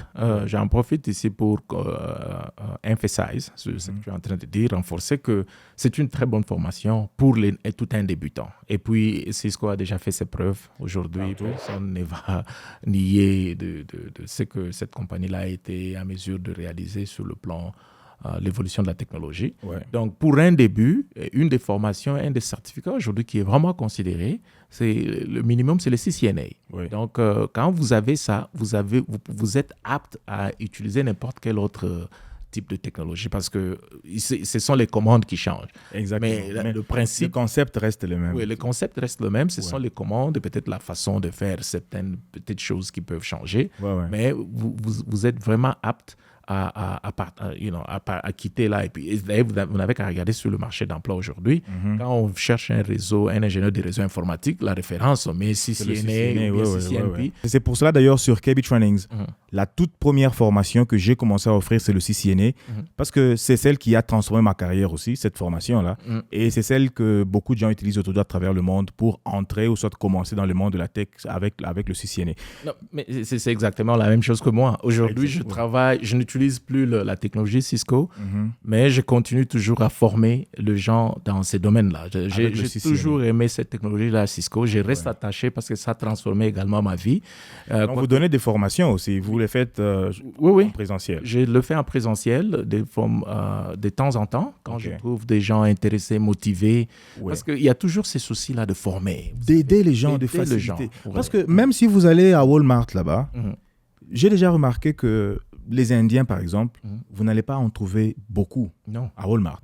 Parce que la plupart, ils connaissent les moyens. Et les moyens, c'est quoi? C'est faire le CCNA. Du genre, il peut venir, il prend quelques mois, il fait son CCNA ou soit il a déjà un certificat ou quoi que ce soit.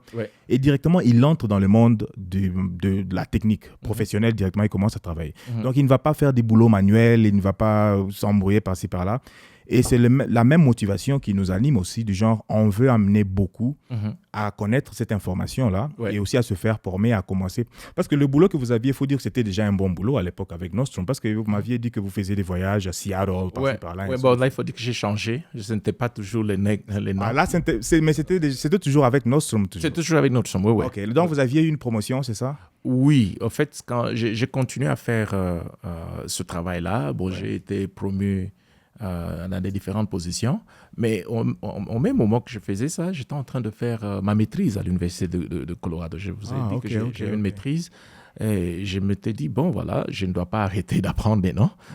Je crois que je dois apprendre. Donc, j'étais vraiment beaucoup passionné par certaines technologies qu'on nous introduisait déjà au niveau du pays, par exemple les DSP, Digital Signal Processing, les FPGA, pour les gens qui ont fait un peu d'électronique, ils connaissent toutes ces histoires-là. Alors, j'ai dit que je prends une maîtrise ici, et alors je faisais les deux.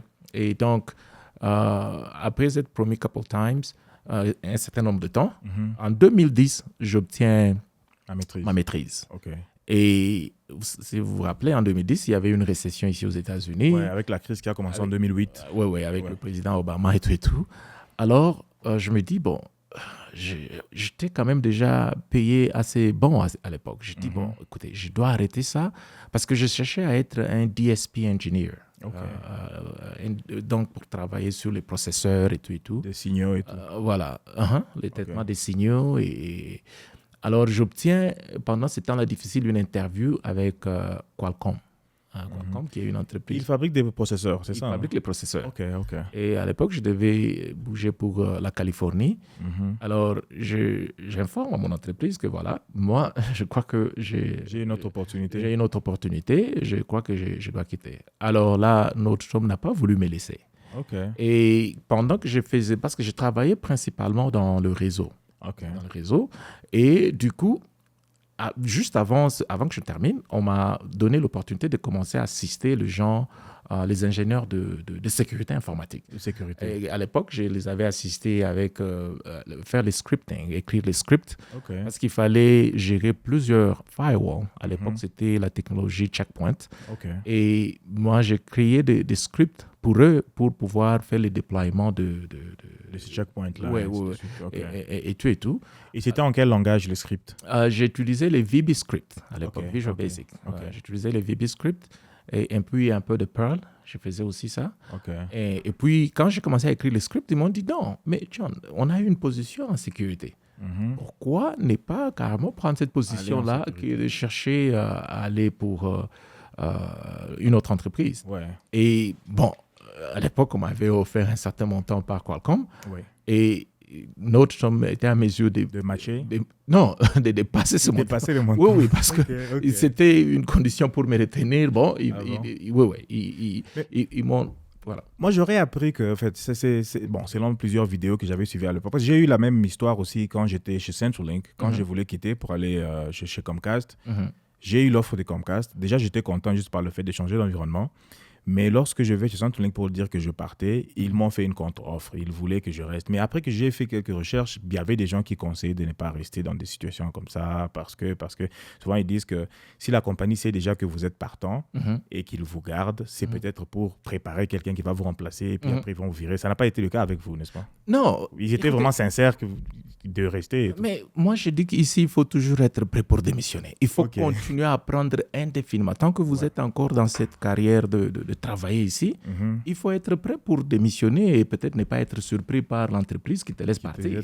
Et un moyen d'être toujours prêt, c'est de se former continuellement. Exactement. Donc, quand vous vous formez continuellement, ces histoires-là on va vous laisser partir, ça ne vous regarde rien à faire. Parce que quand vous savez que 2 semaines après, vous aurez une autre offre et puis c'est fini. Exactement. Donc, quand vous avez les connaissances, la connaissance réelle, le mot de connaissance réelle, je l'ai appris auprès d'un professeur qui venait nous enseigner, Kiamakia. Je crois qu'il est professeur en Australie, en Europe. Australie. Autriche. Voilà. Ouais. Et qui nous disait à l'époque, quand il venait nous enseigner à la faculté polytechnique, qu'il faut avoir la connaissance réelle. Parce qu'à l'époque, nous, on lui disait, mais quand vous êtes dans les pays européens là-bas, mais est-ce qu'il n'y a pas le racisme? Comment vous devenez un grand professeur à l'université? Il a dit, vous savez, le problème avec l'homme blanc, il faut avoir la connaissance réelle. Quand vous avez la connaissance réelle... Vous ne bricolez pas des choses. Non, vous ne bricolez pas des choses. Là, en tout cas, vous avez le respect. Et quand vous ne connaissez pas...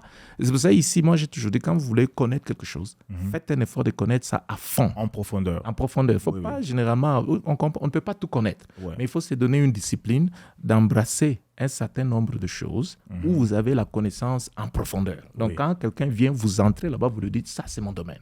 Et si le domaine n'est pas le vôtre, vous lui dites, bon, ça, je connais, mais bon, peut-être pas trop. Donc, quand vous avez cette connaissance-là profonde... Le respect s'installe et tout ça. Le respect s'installe et vous n'avez pas d'inquiétude en termes de trouver un autre travail ou un employeur vous dit, bon, il va vous laisser partir. Tout ça. Donc, pour moi, ça, quand ils m'ont fait une bonne offre à l'époque, j'ai carrément décidé d'y rester. Ok.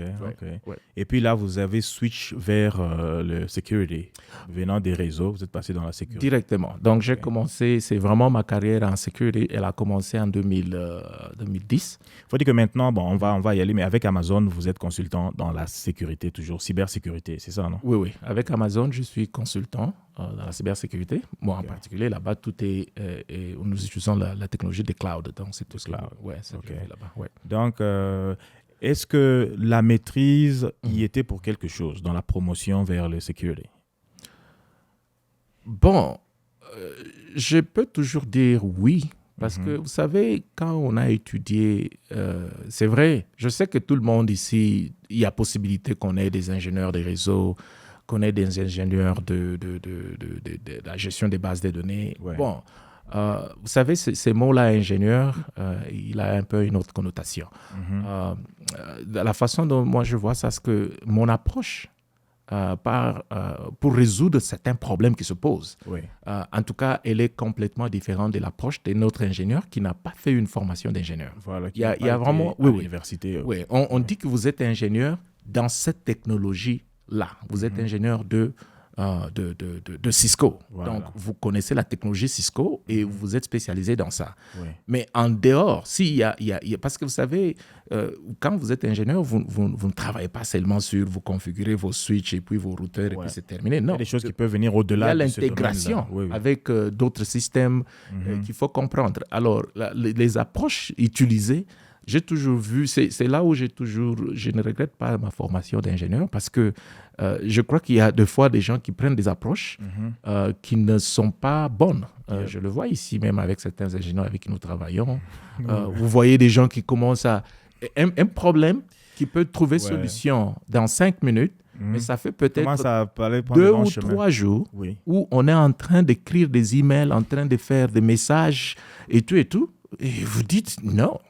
Voici comment on va partir. Exactement. Donc, je pense que ces approches-là, pour les avoir, ça demande quand même d'avoir eu une certaine formation. Donc, le fait qu'il m'ait donné le travail à l'époque, j'étais devenu firewall engineer. Donc, j'étais un ingénieur dans les pare-feux. Donc, et je pense que c'était Checkpoint à l'époque toujours. C'était Checkpoint. Et j'ai commencé à me certifier avec Checkpoint et tout consort à l'époque. Et donc...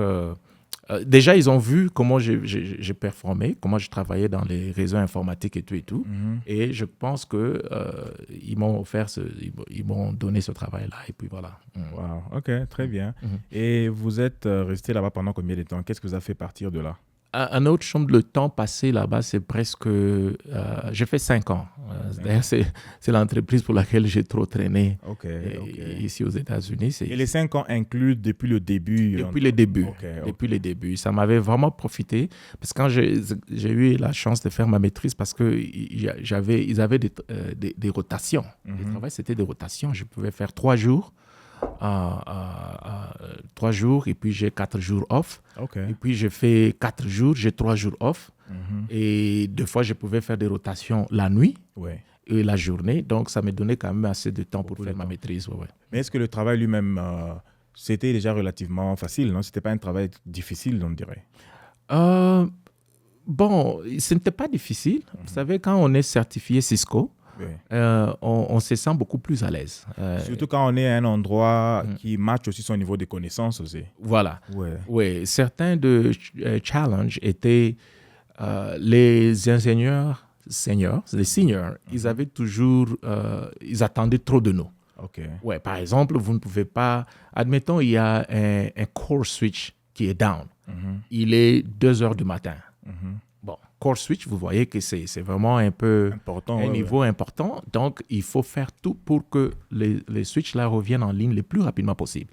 Et donc, vous ne pouvez pas tout simplement prendre le téléphone et appeler un ingénieur senior pour lui dire, voilà, il y a les switches qui ne fonctionnent pas. Espérer que vous fassiez ça vous-même et tout. Il y a des étapes que vous devez faire. Et il y avait même un de gars qui était renommé. C'est là, il pouvait même faire partie de l'entreprise. Donc, qu'est-ce que vous avez? Quand vous l'appelez, vous devez lui dire ce que vous avez fait. Ce que vous avez déjà fait.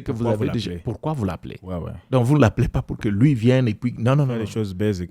Donc, à ce moment-là, ça devenait un peu stressant parce que vous savez que votre travail est en jeu parce que si vous nous suivez... Et les étapes, vous savez, il y a des étapes générales de troubleshooting, mais il y a toujours quelque chose qu'à l'époque, on ne connaissait peut-être pas. On avait peur. Bon, on entre, tu tapes toutes les commandes, tu vérifies, tu comprends d'où vient le problème.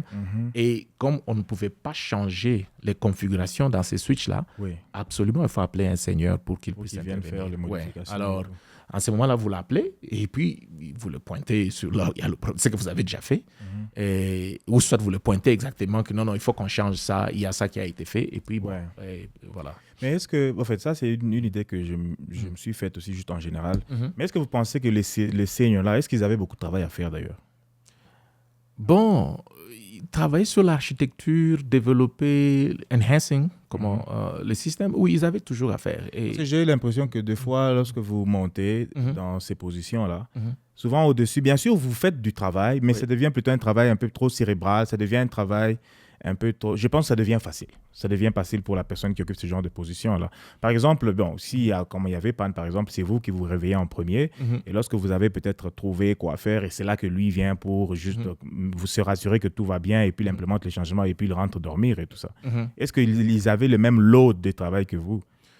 Bon, pas nécessairement. Je peux dire que quand on est au bas de l'échelle, on travaille beaucoup. On travaille beaucoup. C'est vrai, il y a aussi pas l'expérience, parce que peut-être là où toi tu peux penser que tu as beaucoup travaillé, peut-être quelqu'un d'autre peut dire avec la seniorité et l'expérience, peut-être que ce n'était pas grand-chose. Donc, vous avez beaucoup à apprendre, vous avez beaucoup à faire, et bon, plus vous montez en seniorité, plus les choses deviennent encore un peu facile et tout ça. Un peu facile, ça a toujours été mon impression. Et puis, voilà, donc vous avez fait cela à Nostrum pendant après 5 ans, et puis vous êtes parti de là pour une autre position, toujours dans la sécurité, ou bien vous êtes sorti du domaine? Non, je continuais à faire la sécurité. Après ça, j'ai été engagé comme compliance manager. J'étais manager de compliance. La compliance, c'est quoi? Bon, voilà. Je ne sais pas. Hein. Bon, les gens qui connaissent, même, vous savez... La conformité. J'ai appris ce mot-là quand j'étais de voyage en Mais Afrique. bizarrement, même là-bas... les gens connaissent compliance. Ils parlent de compliance. Ils ont du compliance. Même, par exemple, les gens qui font les money laundry, les titres sont toujours en anglais. En anglais, voilà. Les titres dans beaucoup d'entreprises sont toujours en anglais. Donc, là, vous êtes compliance manager. OK. Ouais.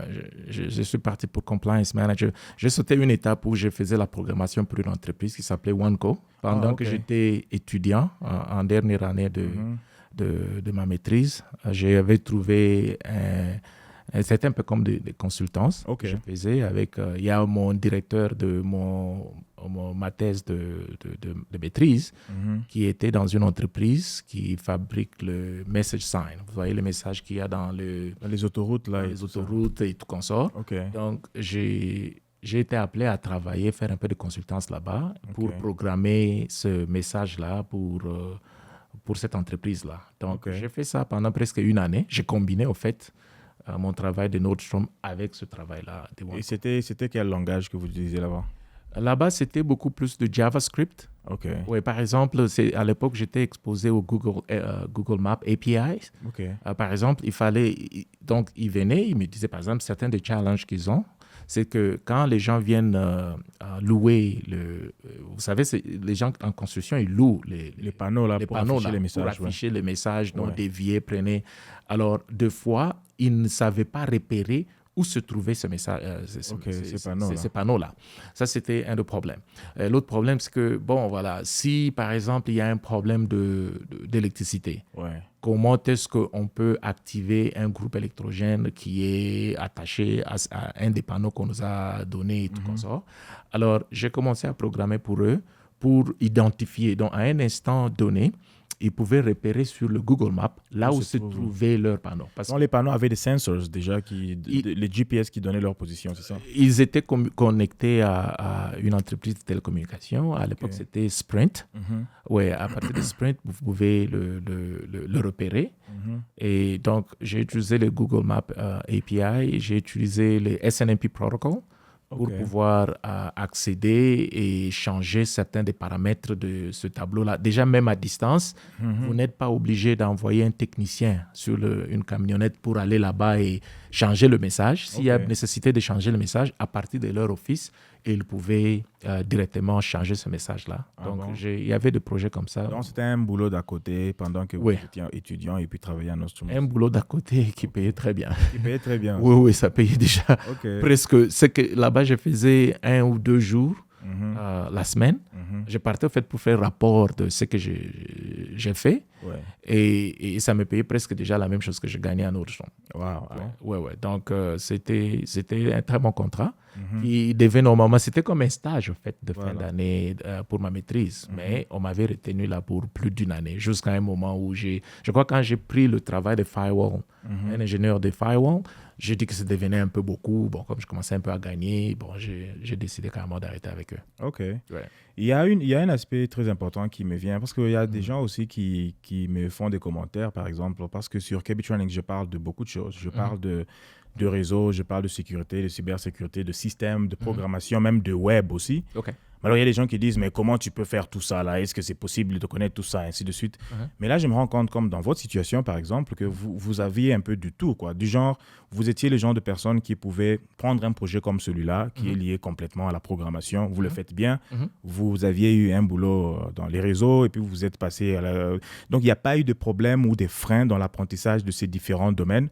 Et tous ces domaines-là ont fait de vous l'ingénieur que vous êtes aujourd'hui. Est-ce que vous êtes d'avis... En fait, je pense que l'ingénieur, c'est cette personne-là qui est polyvalente. Ça veut dire qu'elle peut se métamorphoser dans n'importe quel rôle ou n'importe quel domaine selon les besoins qu'il y a sur terrain. Est-ce que vous pensez que vous limitez aussi vos connaissances dans certains areas ou bien vous vous sentez capable de tout faire tant que vous êtes exposé à ces choses-là?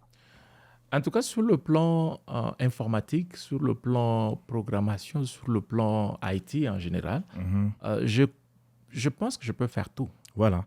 Et puis le tout là s'intègre aussi, n'est-ce pas? Oui, ça s'intègre. Est-ce que je suis un bon administrateur de base de données? Non.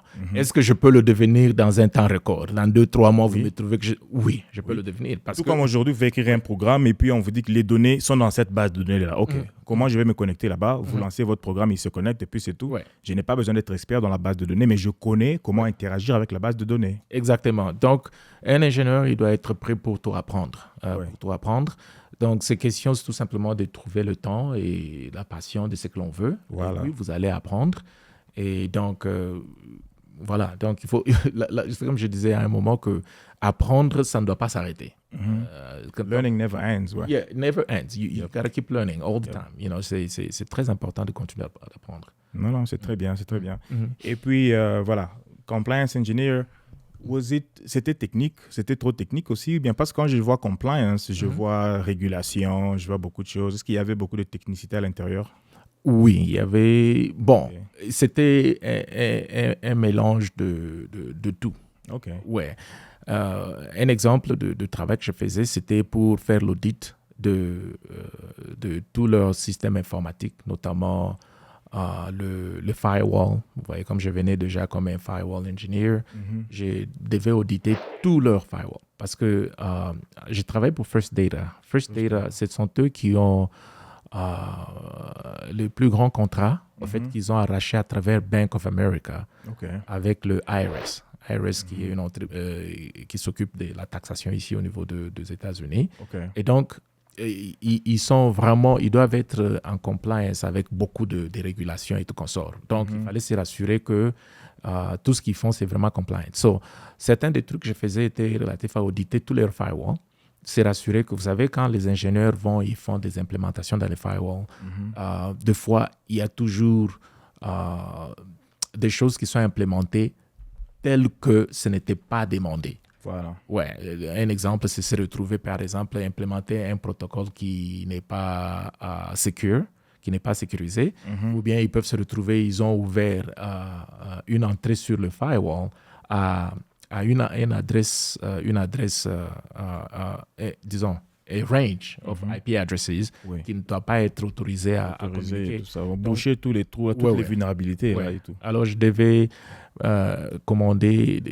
travailler avec des entreprises comme Firemon. En fait, Firemon, il permet de faire la gestion, le management des firewalls. OK. Ouais, donc il y a Tufin, qui est aussi une autre entreprise. Donc, il vous permet de créer des rapports sur ce qui est implémenté et sur ce qui est, vous les connectez à votre système de ticketing system. Et puis, il va prendre ce qui a été demandé. Et puis, vous pouvez faire maintenant, obtenir un autre rapport qui va vous donner ce qui a été implémenté. Et il peut vous pointer, il peut vous pointer sur ce qui ne matche pas. Donc, je devais moi-même implémenter tous ces rapports-là, les créer. Et puis, j'avais une équipe de gens qui devaient réviser tout cela, me faire rapport. Je travaillais avec beaucoup de gens. Je devais auditer des Blue Code proxies. Il y avait tout un tas de technologies. Ouais, donc, j'étais en train d'auditer. Maintenant, par rapport aux certifications, déjà à l'époque, vous aviez déjà stoppé avec les Cisco et les autres, ou bien vous faisiez d'une façon ou d'une autre pour avancer avec la certification aussi? Ou bien ça n'avait plus d'importance? En fait. Apparemment, ça n'avait plus une grande importance, mais j'ai toujours gardé, je n'ai jamais eu les CCNP. Ah, OK. Mais j'ai étudié, mais je n'ai pas eu le temps d'aller faire ça. Parce que vous pouvez déjà voir, j'étais tiré dans toutes les directions. Mais à l'époque, j'avais continué toujours à renouveler les CCNA. Les CCNA, vous voyez, aujourd'hui, je travaille dans le cloud, mais je crois que ça fait peut-être une année que je n'ai plus refait les examens et tout ça. Mais j'ai continué j'ai obtenu mon CCNA Routing and Switching, j'ai obtenu mon CCNA Security. Et puis, à un moment donné, j'ai commencé à obtenir d'autres certificats comme les CISSP, tout ça. Je commence à me dire, mais je ne fais plus des Cisco. Donc maintenant, vous avez le CISSP. Oui, je suis certifié CISSP depuis 2014. Donc, quelle est l'importance ou la valeur du CISSP? Il est très, très, très important. La gestion des systèmes de sécurité, vraiment pour comprendre ça en profondeur, vous avez besoin d'un certificat comme le CISSP. Donc, vous le recommanderez à beaucoup de professionnels de cybersécurité? Oui. Si quelqu'un est intéressé à faire la sécurité, le début, peut-être, c'est de commencer par le Security Plus, qui est vraiment comme un entry level pour commencer. Mais de plus vous êtes dedans, un des certificats vraiment qui est reconnu à cause de la façon dont les différents domaines qu'ils enseignent, c'est faire le CISSP. OK. Ouais. OK. Alors là, ça, c'est une bonne recommandation. Donc, cybersécurité, Security Plus, le début. J'ai toujours beaucoup recommandé le Security Plus. Surtout que c'est un certificat de CompTIA qui est vendor neutral et qui est aussi beaucoup demandé par le gouvernement américain, même pour des contrats ou quoi que ce soit. Et c'est aussi un certificat costaud. Et puis le CISSP. OK. Ouais. Alors, vous êtes parti de Compliance Manager. Bon, on n'en a pas tout parcouru. On sait pas, ça fait beaucoup d'années quand même. Bon, ça fait beaucoup d'années. Oui, c'est très de choses. Bon. Et puis, vous vous êtes retrouvé dans le cloud. Comment vous êtes...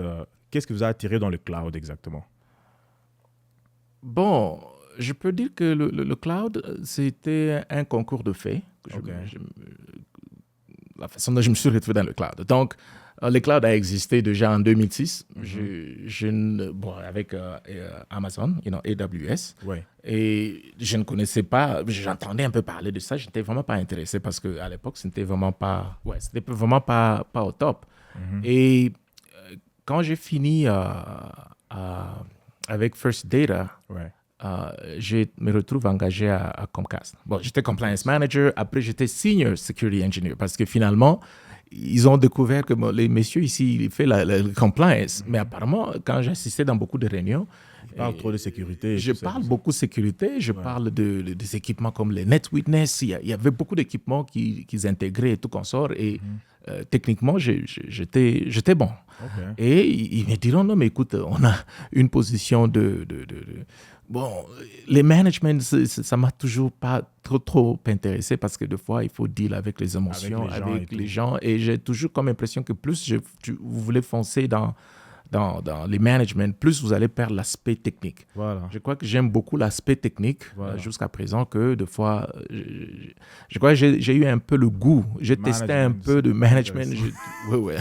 Même moi, personnellement, le management ne m'a jamais attiré. Je ne me vois pas dealer avec les gens et les caprices des gens. Et surtout aussi qu'en tant que manager, votre productivité dépend aussi des gens qui sont avec vous dans l'équipe. Donc, si vous avez des gens qui se tournent les pouces, qui ne travaillent pas, vous allez vous retrouver en train d'avoir des mauvais feedback et tout. Donc, vous aviez goûté un peu au management. Et puis, dans la même entreprise, on m'a offert une autre position. Comme il y avait une position de senior security engineer, je prends cette position-là. Et de là, je quitte. Avant de quitter, j'ai eu une interview avec Spectrum. Spectrum. Mais ils ont vu mon résumé. Parce que comme je dis, là, j'aime toujours lancer mon résumé. Bon, jamais... Un jour, on m'appelle, on dit, voilà... C'était la valeur marchande. Alors, dans mon résumé, je n'avais rien écrit de cloud. Curieusement, quand j'arrive à l'interview, ils me demandent, est-ce que vous avez fait expressement pour ne vraiment pas mentionner quelque chose sur le cloud ou bien vous ne connaissez vraiment pas le cloud?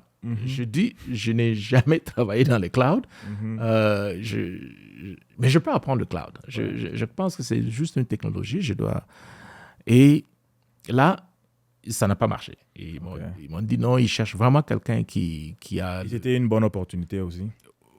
Bon, c'était pour être engagé comme Senior Security Engineer. Il fallait travailler sur AWS. Et finalement, je me dis, mais c'est quoi cette histoire de AWS? Et comme je cherchais déjà à quitter First Data, en fait, First Data, il devait quitter Colorado pour aller à Atlanta.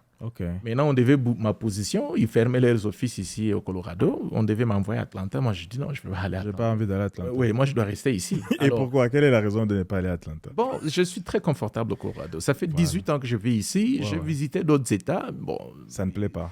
Il y a quelques États peut-être qui m'ont plu, mais bon, pas quand même Atlanta. Donc, à l'époque, ce n'était vraiment pas dans ma vision. Je dis non, c'est pourquoi je dois me déplacer pour le boulot. Vous voyez. Et je décide de rester.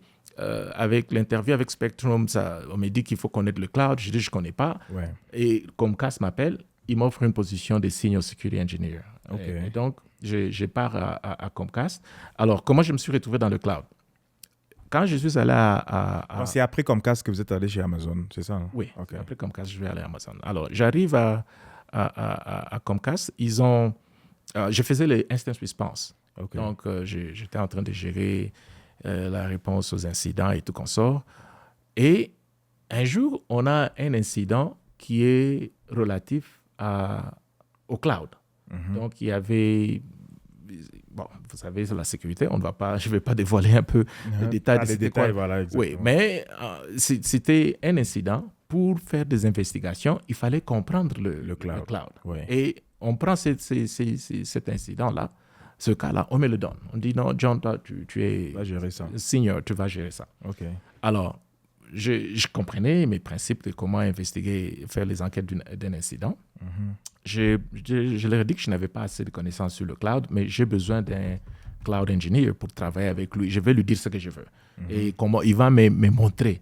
Alors, il me montre, et finalement, j'ai géré l'incident, tout s'est bien passé et tout. Oui. Et du coup, on crée, on divise le département. On dit, il y a maintenant des gens qui vont faire la gestion des incidents on-premises et les autres vont se spécialiser dans le cloud. Okay. Et on me dit, John, toi, tu deviens la personne de cloud. Tu deviens la personne de cloud. Oh, okay. Alors là, j'étais maintenant finalement obligé de commencer à apprendre le cloud. Connaître Amazon, Azure. Ouais. C'était plus Amazon ou c'était lequel des clouds? Non, là-bas, on utilisait tout le public cloud. On avait c'était un mélange. Oui, on avait Azure, on avait GCP, on avait Amazon, et puis ils avaient même leur propre private cloud. Private cloud, ouais, donc il y avait 4 versions de cloud. Ah, oui. Et j'ai commencé à travailler sur le 3, mais beaucoup plus sur Amazon, sur AWS. Okay.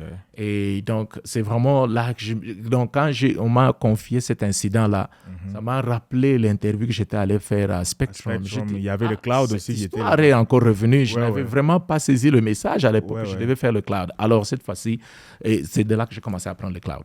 Ah bon? OK. Ouais. Et puis après est venue l'opportunité d'Amazon. Oui, après est venue l'opportunité d'Amazon. Ils m'ont contacté.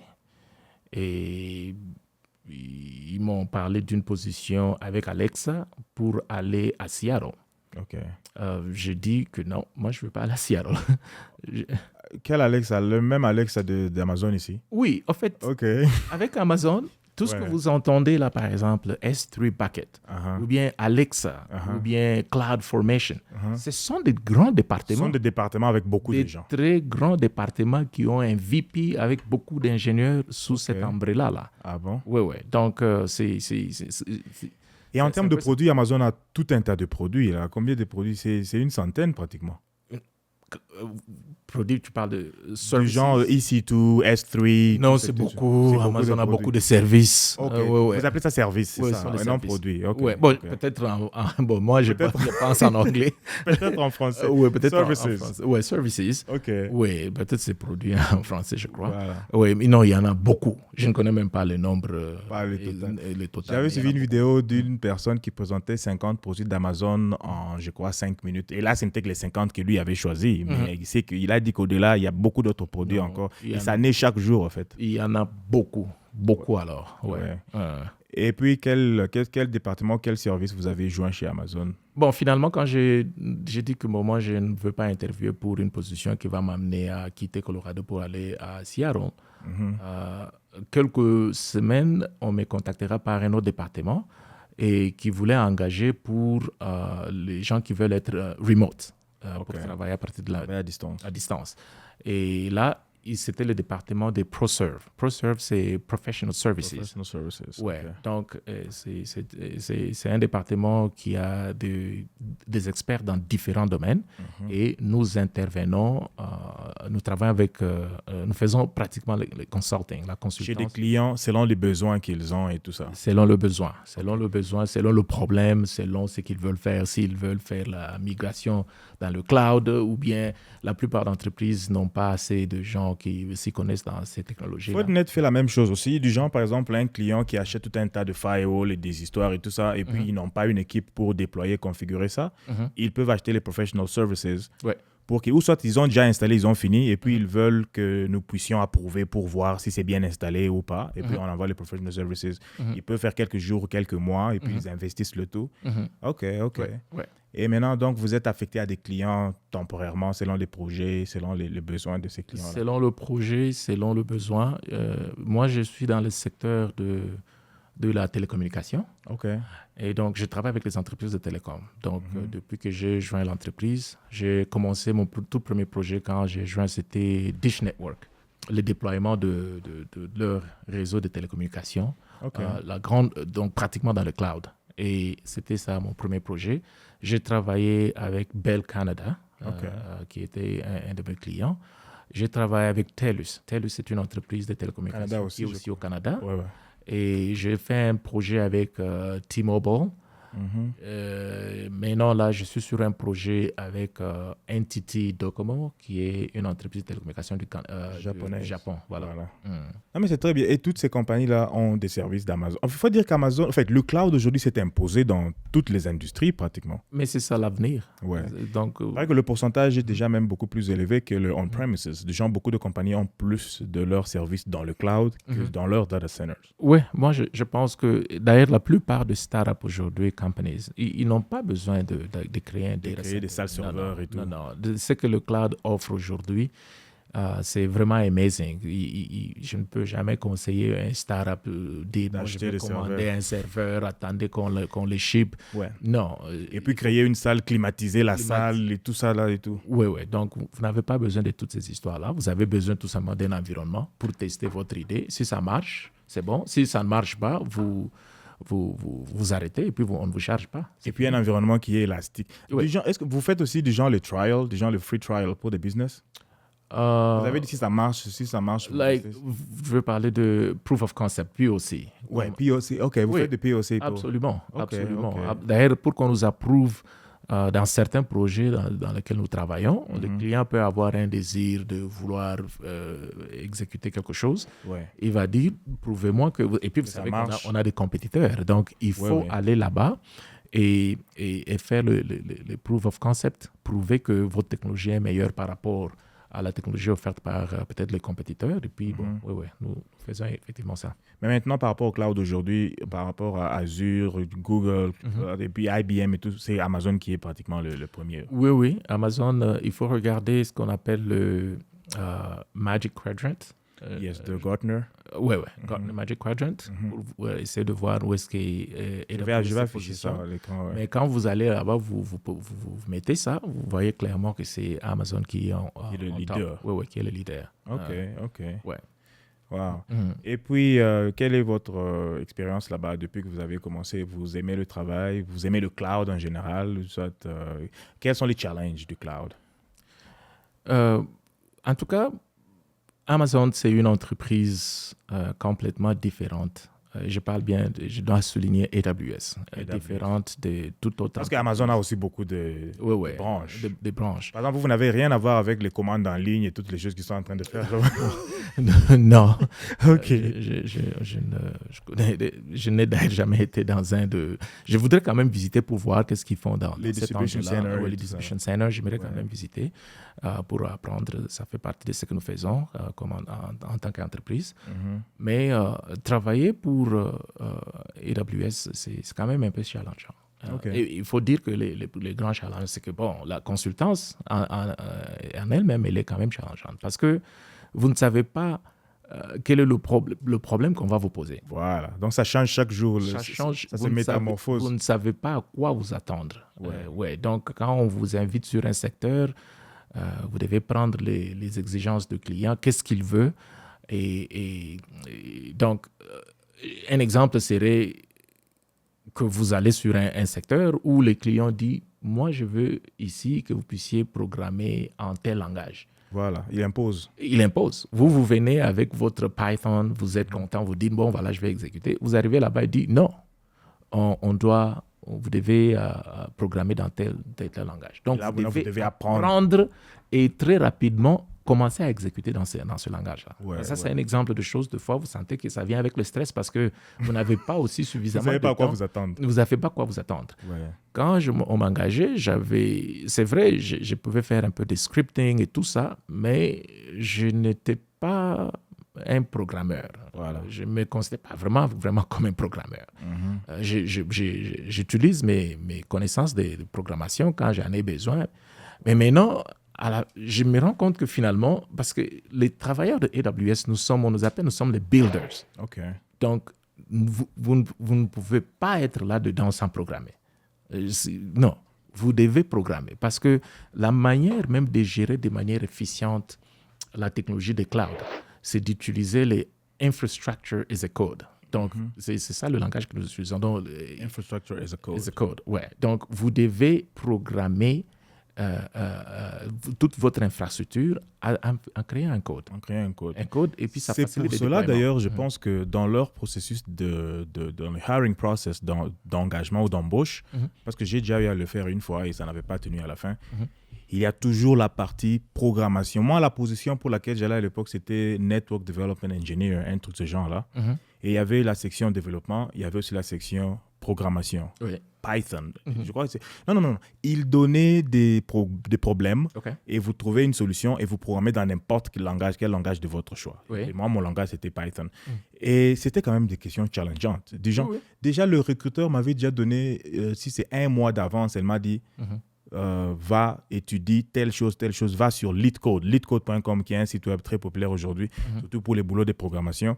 Et sur LeetCode, là, il y a beaucoup de questions, beaucoup de scénarios, du genre, on te donne une liste de je ne sais pas quoi, tu dois trier cette liste-là, tu dois la ranger selon...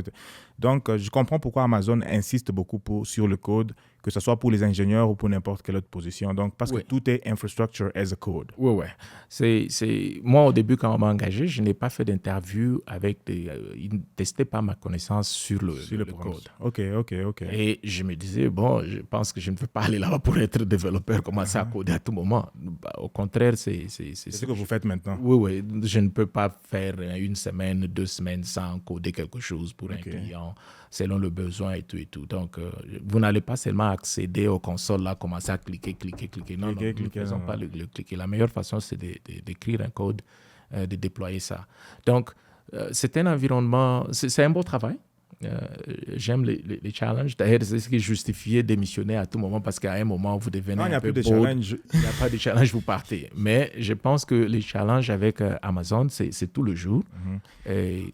Quelle est la fréquence de changement de client, par exemple? Du genre, en moyenne, combien de temps vous faites chez un client avant d'aller chez un autre? Ça dépend de la grandeur du projet. Ouais. Mais il y a un client, je peux faire 6 mois, je peux faire 8 mois, je peux faire 2 mois. 2 mois ou 1 mois. D'ailleurs, les clients que j'ai cités ici, ce sont des grands. Mais au milieu, il y a des petits clients pour lesquels on intervient et tout. Pour 2 semaines, pour 1 mois, il y en a aussi. Donc, et quels sont les différents langages ou quelques-uns de ces langages que vous avez eu à apprendre pour les différents projets que vous avez déjà eu à faire? Quand j'étais en train d'aller là-bas, je n'étais vraiment pas bon je connaissais un peu Python, je n'étais pas vraiment bon. Donc, Python, c'est un langage vous devez apprendre Python. Qui est obligé. Absolument, qui est obligé. C'est le premier par lequel il faut commencer, d'ailleurs. Oui, JavaScript, il est là. Et maintenant, là, tout récemment, c'est TypeScript. TypeScript qui est un superset de JavaScript. Donc, ce sont là le langage que moi, personnellement, j'utilise assez couramment. Et cela s'accompagne avec certains de Cloud Development Kits, comme les CDK. Et nous utilisons Terraform. Il faut aussi connaître comment ils utilisent leur CloudFormation template. Ouais, donc je tourne tout autour de ces 6 ou 7 éléments-là dans ce que je suis en train de faire du jour au jour. Si un jeune aujourd'hui veut se lancer dans le cloud, qu'est-ce que vous allez lui recommander? Quel est le chemin ou le path qu'il peut suivre pour arriver à intéresser une compagnie dans le cloud? Bon, il y a toujours une introduction. Si vous regardez le programme de formation, de training pour connaître la technologie de cloud, il y a toujours les entry level pour les débutants, donc un certificat pour débutants. Il faut commencer par le Cloud Practitioner d'Amazon Certification. Ouais, donc il y a ces certificats-là par lesquels il faut commencer. Donc, il vous apprend c'est quoi le cloud, de quoi il est composé, les régions, les availability zones, il va définir les subnets, c'est quoi, tout ça. Donc, vraiment, le début, c'est celui-là. Et si vous passez cet examen-là, les prochains qu'il faut prendre, qui va vous exposer à beaucoup de services, ça sera les Solutions Architect. Ouais, donc, je crois que pour débuter, commencez d'abord avec le Cloud Practitioner, et puis après ça, essayez de regarder. Il faut absolument, pour pouvoir, parce qu'avec le Cloud Practitioner, ça ne va vraiment pas vous donner un travail dans le cloud, mais ça va vous apprendre le basics de cloud. Et maintenant, vous approchez les Solutions Architect. Et donc, je crois que le Solutions Architect va vous permettre de pouvoir trouver un travail où vous sentir avoir assez de connaissances pour appliquer pour une position dans le cloud. OK. Ouais. Et depuis que vous êtes, maintenant que vous êtes deep dans le chemin d'Amazon et ainsi de suite, est-ce que vous pensez que si jamais vous voulez transitionner vers tous les autres, vers Azure par exemple, ça va être une reconversion de grande taille ou soit ils ont pratiquement les mêmes principes aussi, les mêmes notions, les mêmes concepts, ainsi de suite? Oui, les concepts en général, ils sont les mêmes. Parce que je vous ai dit tout à l'heure que quand j'étais à Comcast, j'étais exposé à Azure. J'ai quand même travaillé avec Azure. Ils ont aussi des services, pratiquement le même genre de services. GCP, Google Cloud Platform, ils ont aussi le même genre de services. Donc, pour moi, si je dois transitionner vers un autre cloud provider, ça ne va vraiment pas me prendre beaucoup de temps. Non, parce que les principes de base, je connais quel genre de service il faut utiliser, je connais qu'est-ce qu'il faut sécuriser, je connais quoi qu'il faut faire. Donc, c'est question seulement de m'habituer à les noms des différents services. Donc, ça ne peut pas me prendre même pas un mois. Un mois, c'est beaucoup. Donc, même pas un mois pour oui, parce que si vous regardez autre. déjà en ligne, on montre déjà, on map les différents services pour... Oui. OK. Ouais. Donc, j'ai déjà vu... il y a beaucoup de liens si vous cherchez en ligne où quelqu'un va vous dire, bon, voilà, pour tel service, Amazon, ça s'appelle ça. Pour Azure, ça s'appelle Google ça, appelle ça comme ça. Voilà. Alors, maintenant, avec ça, tout ce que j'ai besoin, moi, c'est de connaître, OK, tel service, OK, je le map à ça. OK, celui-ci, je connais comment il fonctionne. Donc, je me lance pour comprendre juste peut-être les différences. Ça ne va pas me prendre beaucoup de temps. Ouais, non, le cloud, Jeff Bezos, est-ce que, bon, je ne sais pas si c'est lui qui a commencé ça en réalité, mais c'est quelque chose qui a révolutionné l'industrie de l'informatique en général. Parce que, comme vous l'avez mentionné ici, je connais l'histoire des compagnies comme Uber, comme Lyft. Ils n'ont jamais eu à installer des salles serveurs quelque part. Ils ont eu leur idée, ils ont développé leur application dans le cloud, ils ont commencé à déployer. Et tout le hassle là de vouloir faire des racks ou quoi que ce soit a été enlevé complètement du système. C'est pour cela, c'est vraiment l'avenir. Donc, vous conseillerez beaucoup de gens à intégrer le domaine, en fait. Absolument. Et moi, je ne vois pas un avenir ici si on veut parler de l'excellence, on veut parler de prendre tous les avantages que le cloud amène. Je ne peux vraiment pas conseiller quelqu'un aujourd'hui de continuer seulement à voir ce qui se passe on-premises sans il faut absolument mettre le pied. Parce qu'avec le cloud aujourd'hui, si on veut parler de Gen AI et tout consort, toutes ces histoires-là sont empowered par le cloud. Sans cloud. Surtout que le AI demande beaucoup de computer power. Exactement. Et le cloud, si vous regardez, il continue à foncer dans cette direction-là pour amener beaucoup plus de power dans ce domaine, donc dans le compute. Donc, c'est vraiment facilité par le Gen AI et ça facilite le Gen AI et toutes les autres choses que nous sommes en train de... Gen AI, le Gen là, c'est quoi? C'est Generative AI. Generative AI, OK. Actuellement, on ne parle pas trop de AI seulement, on parle de Generative AI. Mais est-ce qu'on est déjà arrivé à la maturité du Generative AI?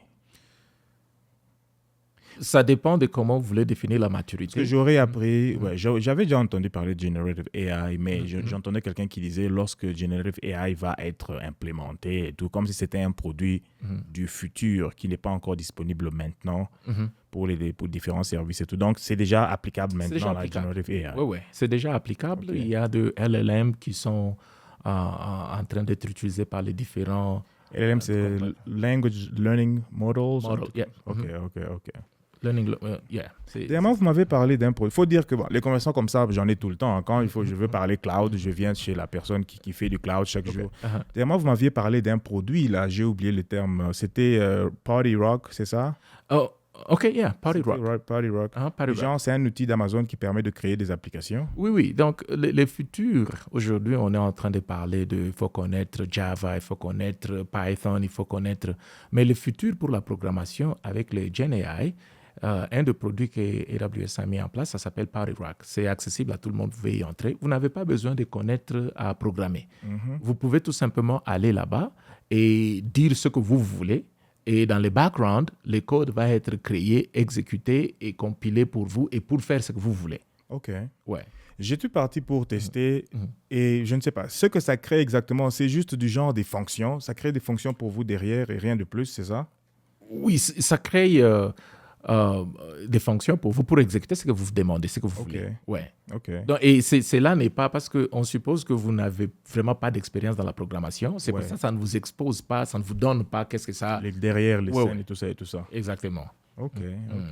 Ah, mais ça, c'est un produit intéressant. J'aimerais bien le manipuler ainsi de suite. À part même le Power Rack, il y a les Code Whisperer. Whisperer. Ouais. C'est un autre outil aussi. C'est un autre produit qui vient avec le GenAI. En fait, c'est un assistant pour la programmation. Ah bon? C'est-à-dire, quand vous êtes en train de programmer... Donc, le nom, c'est Code Whisperer. Yeah, Whisperer. Donc, ça te whisper les codes. Exactement. Bon? Je comprends. Wow. Donc, ce que tu fais, c'est que tu mets un commentaire. Par exemple, je vais créer une fonction qui fait ceci. Voilà. Lui, directement, il affiche les codes dans le langage de cette fonction-là. Et dans le langage que tu vas choisir. Oui. Donc, c'est juste pour toi d'entrer là-dedans et puis commencer à adapter par rapport à ce que... Et ces programmes-là, il est en train d'apprendre votre habitude de codage. Okay. Avec le temps, il va commencer à vous populer, vous montrer les modules qui vont de pair avec vos habitudes de programmation. Donc, un produit très, très intéressant. Nous l'utilisons dans ce que nous faisons. C'est pour ça, les tâches de programmer quelque chose aujourd'hui qui pouvait vous prendre 2, 3, 4 heures, vous pouvez le faire dans 30 minutes, 45 minutes, parce que vous avez cet outil-là, ce service-là qui vous permet de ça vous souffle les codes. Ouais, donc, comme Whisper, c'est souffler, comme si ça vous souffle à l'oreille des codes. Exactement. Maintenant, est-ce que vous pensez qu'avec l'avènement de l'intelligence artificielle, il y a un risque pour beaucoup de professionnels? Du genre, est-ce qu'il y a des boulots qui vont disparaître? Les développeurs simples, là, qui font seulement du code et qui testent, quoi que ce soit, est-ce qu'ils sont en danger? Bon, oui, en quelque sorte. Ils sont un petit peu en danger.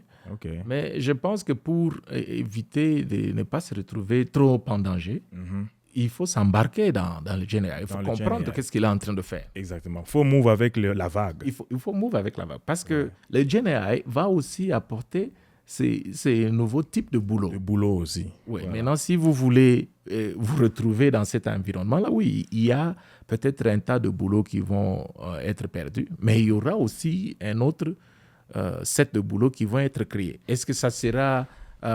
si vous perdez 500 boulots, on va recréer 500. Non, peut-être qu'on va recréer 30 ou 20.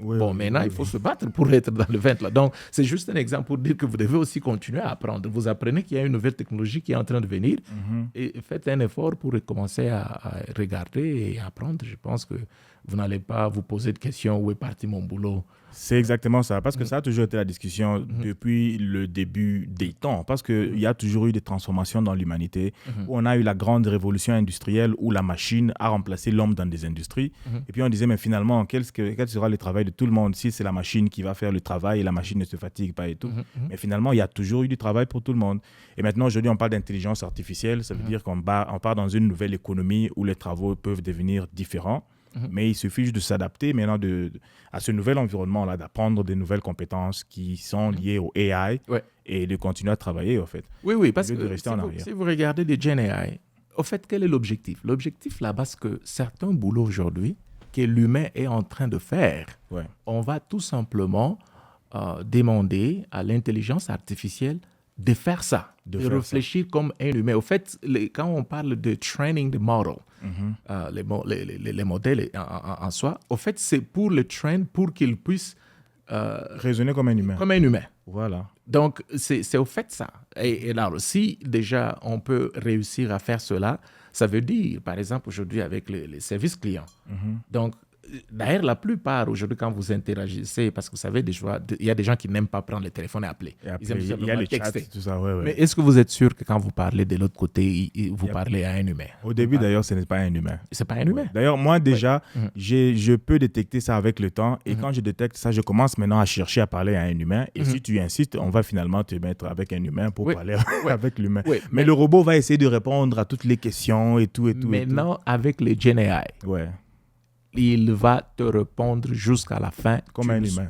Ça va être un humain. Ah bon? Quand tu finis ton appel, tu es satisfait parce qu'on le traîne sur un montant massif des données. Voilà. Et les données, là, c'est l'ensemble de tous les appels qui ont été gérés bien avant en rapport avec ces domaines particuliers.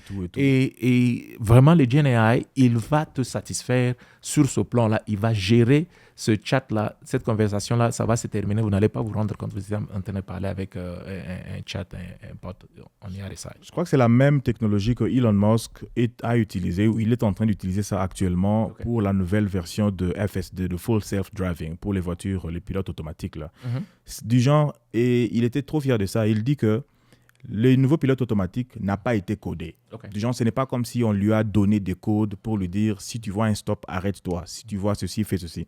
Tout ce qu'on lui a donné, c'est on lui a donné des trillions de vidéos des humains qui conduisent et le AI a étudié toutes ces vidéos-là, ainsi de suite, et a appris à conduire. Donc, c'est tout ce qu'il fait maintenant. Maintenant, la différence maintenant est que ça conduit vraiment comme un humain. Par exemple, quand ça arrive à un stop sign, à un signe de stop, parce que le code, on lui a dit quand tu arrives au stop, tu dois stopper. Donc, le code, normalement, il va arriver et puis il va s'arrêter et puis continuer.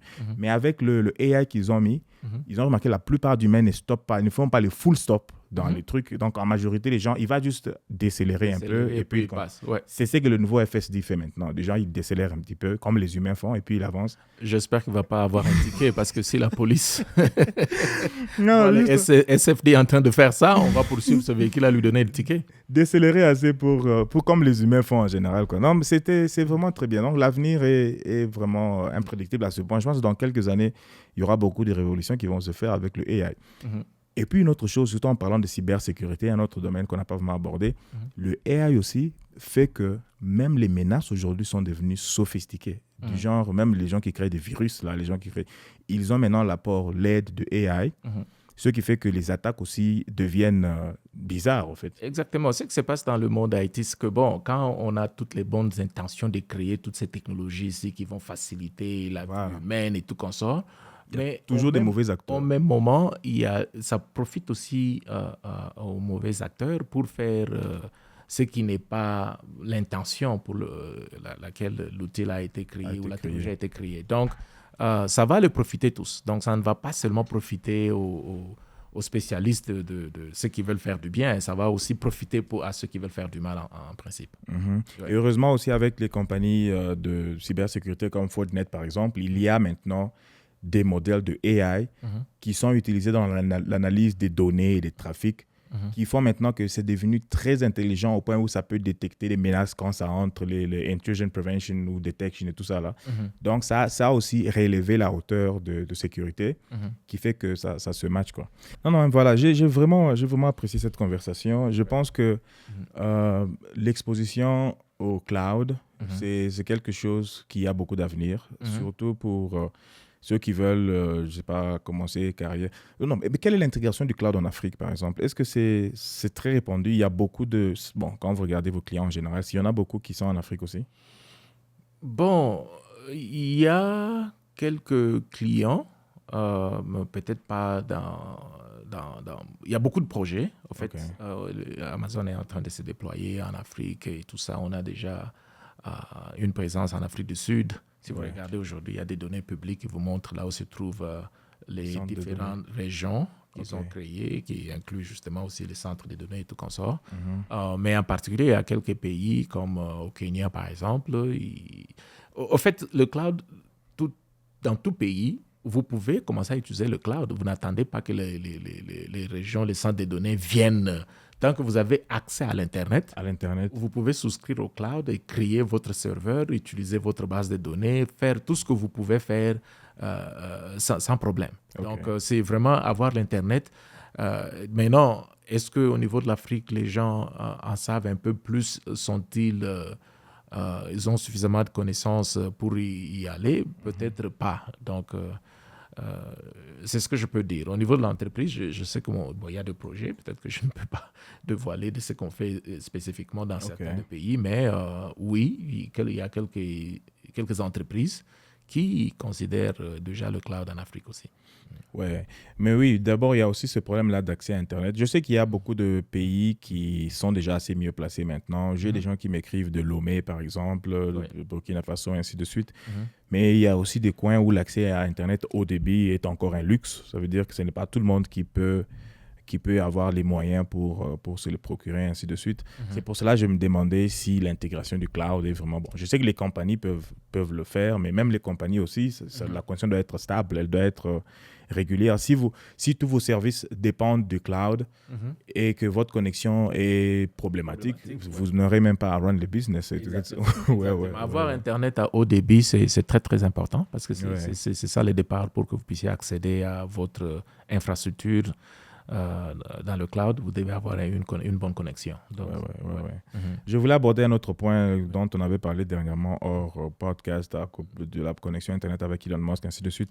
Mais je pense qu'on va limiter cet épisode à aujourd'hui. Je pense qu'il y aura une deuxième épisode. Et puis, je remarque qu'on n'a pas beaucoup parlé de cybersécurité parce que vous êtes dans le cloud, mais spécialisé dans la cybersécurité. Vous parlez sécurité, ainsi de suite. Donc, on devra peut-être, comme on a presque atteint la marque de 2 heures, donc on pourra probablement réserver ça pour le podcast. Pour la prochaine occasion. Oui, absolument. Donc, une prochaine occasion. Donc, dans le cloud, je suis spécialisé. En fait, j'ai fait beaucoup la sécurité. Je suis un expert en cybersécurité. J'ai touché beaucoup des domaines de la sécurité. Et quand je voyage en Afrique, on me pose toujours la question, comment je peux devenir un cybersecurity engineer? Comment quelqu'un peut devenir un ingénieur en cybersécurité? Les gens pensent qu'il y a une formation qui s'appelle cybersécurité. Vous allez et puis vous devenez ingénieur en cybersécurité. Donc, on peut parler sur ces sujets-là en détail parce que c'est vraiment ce que je fais depuis... je vous ai dit que c'est depuis 2010 que je suis en sécurité. Donc, tout ce que je fais aujourd'hui, même dans le cloud, c'est vraiment sécurité. C'est orienté sécurité. C'est orienté vraiment sécurité. Qu'est-ce que je fais en détail? On peut entrer un peu en détail pour essayer de parler même de la cybersécurité, comment y arriver. Et tout. Exactement. Non, mais c'est très bien. Je pense que ça sera pour la prochaine fois. Mais est-ce qu'avant de terminer, vous avez un message particulier pour tous ceux qui ont pris le temps de nous suivre aujourd'hui? Qu'est-ce que vous avez à leur dire comme, je ne sais pas, motivation, stratégie, astuces ou des choses de ce genre?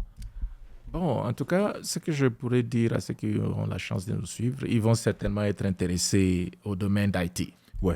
Le domaine d'IT, moi, je pense qu'il est à la portée de tout le monde. Il faut avoir la curiosité et si vous vous y mettez, vous allez apprendre. Vous allez apprendre, il faut vous former. Et ça n'arrive pas au clic comme ça tombe du ciel. Il faut avoir une stratégie, comment vous allez apprendre. Et nous, comme étant... disons, des experts dans ces domaines ici, nous sommes prêts pour donner des conseils, des orientations, par où vous pouvez commencer. En fait, notre souci, c'est de pouvoir partager ces connaissances, en détail avec ceux qui sont intéressés. Et moi, je pense qu'apprendre, tout le monde peut apprendre le IT. Il peut faire ce qu'il veut en IT. Ça ne s'arrête pas. Donc, il y a des gens qui ont des intentions pour apprendre, ils peuvent nous contacter. Je vais mettre votre LinkedIn aussi dans l'émission, la vidéo, ainsi de suite. Donc, ils auront le link, ou soit à travers moi. Ainsi de suite. À travers KB Trainings, ils peuvent apprendre. Donc, former, ayez l'ambition d'apprendre et parler avec des experts dans les domaines qui peuvent vous orienter. Il y a des gens qui sont intelligents, qui peuvent apprendre, mais des fois, ils ne savent pas par où commencer. C'est pour ça, avoir les guides, quelqu'un qui peut vous dire, bon, non, faites ceci, faites cela. Et donc, vous savez, moi, ça fait 5 ans, 6 ans que je continue à former, beaucoup plus dans la technologie Cisco, parce que j'ai toujours passionné de cette technologie-là. Je suis en train de planifier, commencer à former sur les Security Plus. Exactement. J'aimerais commencer à créer des cours, des modules dans le cloud. Exactement. Donc, aider les gens un peu à commencer aussi le cloud.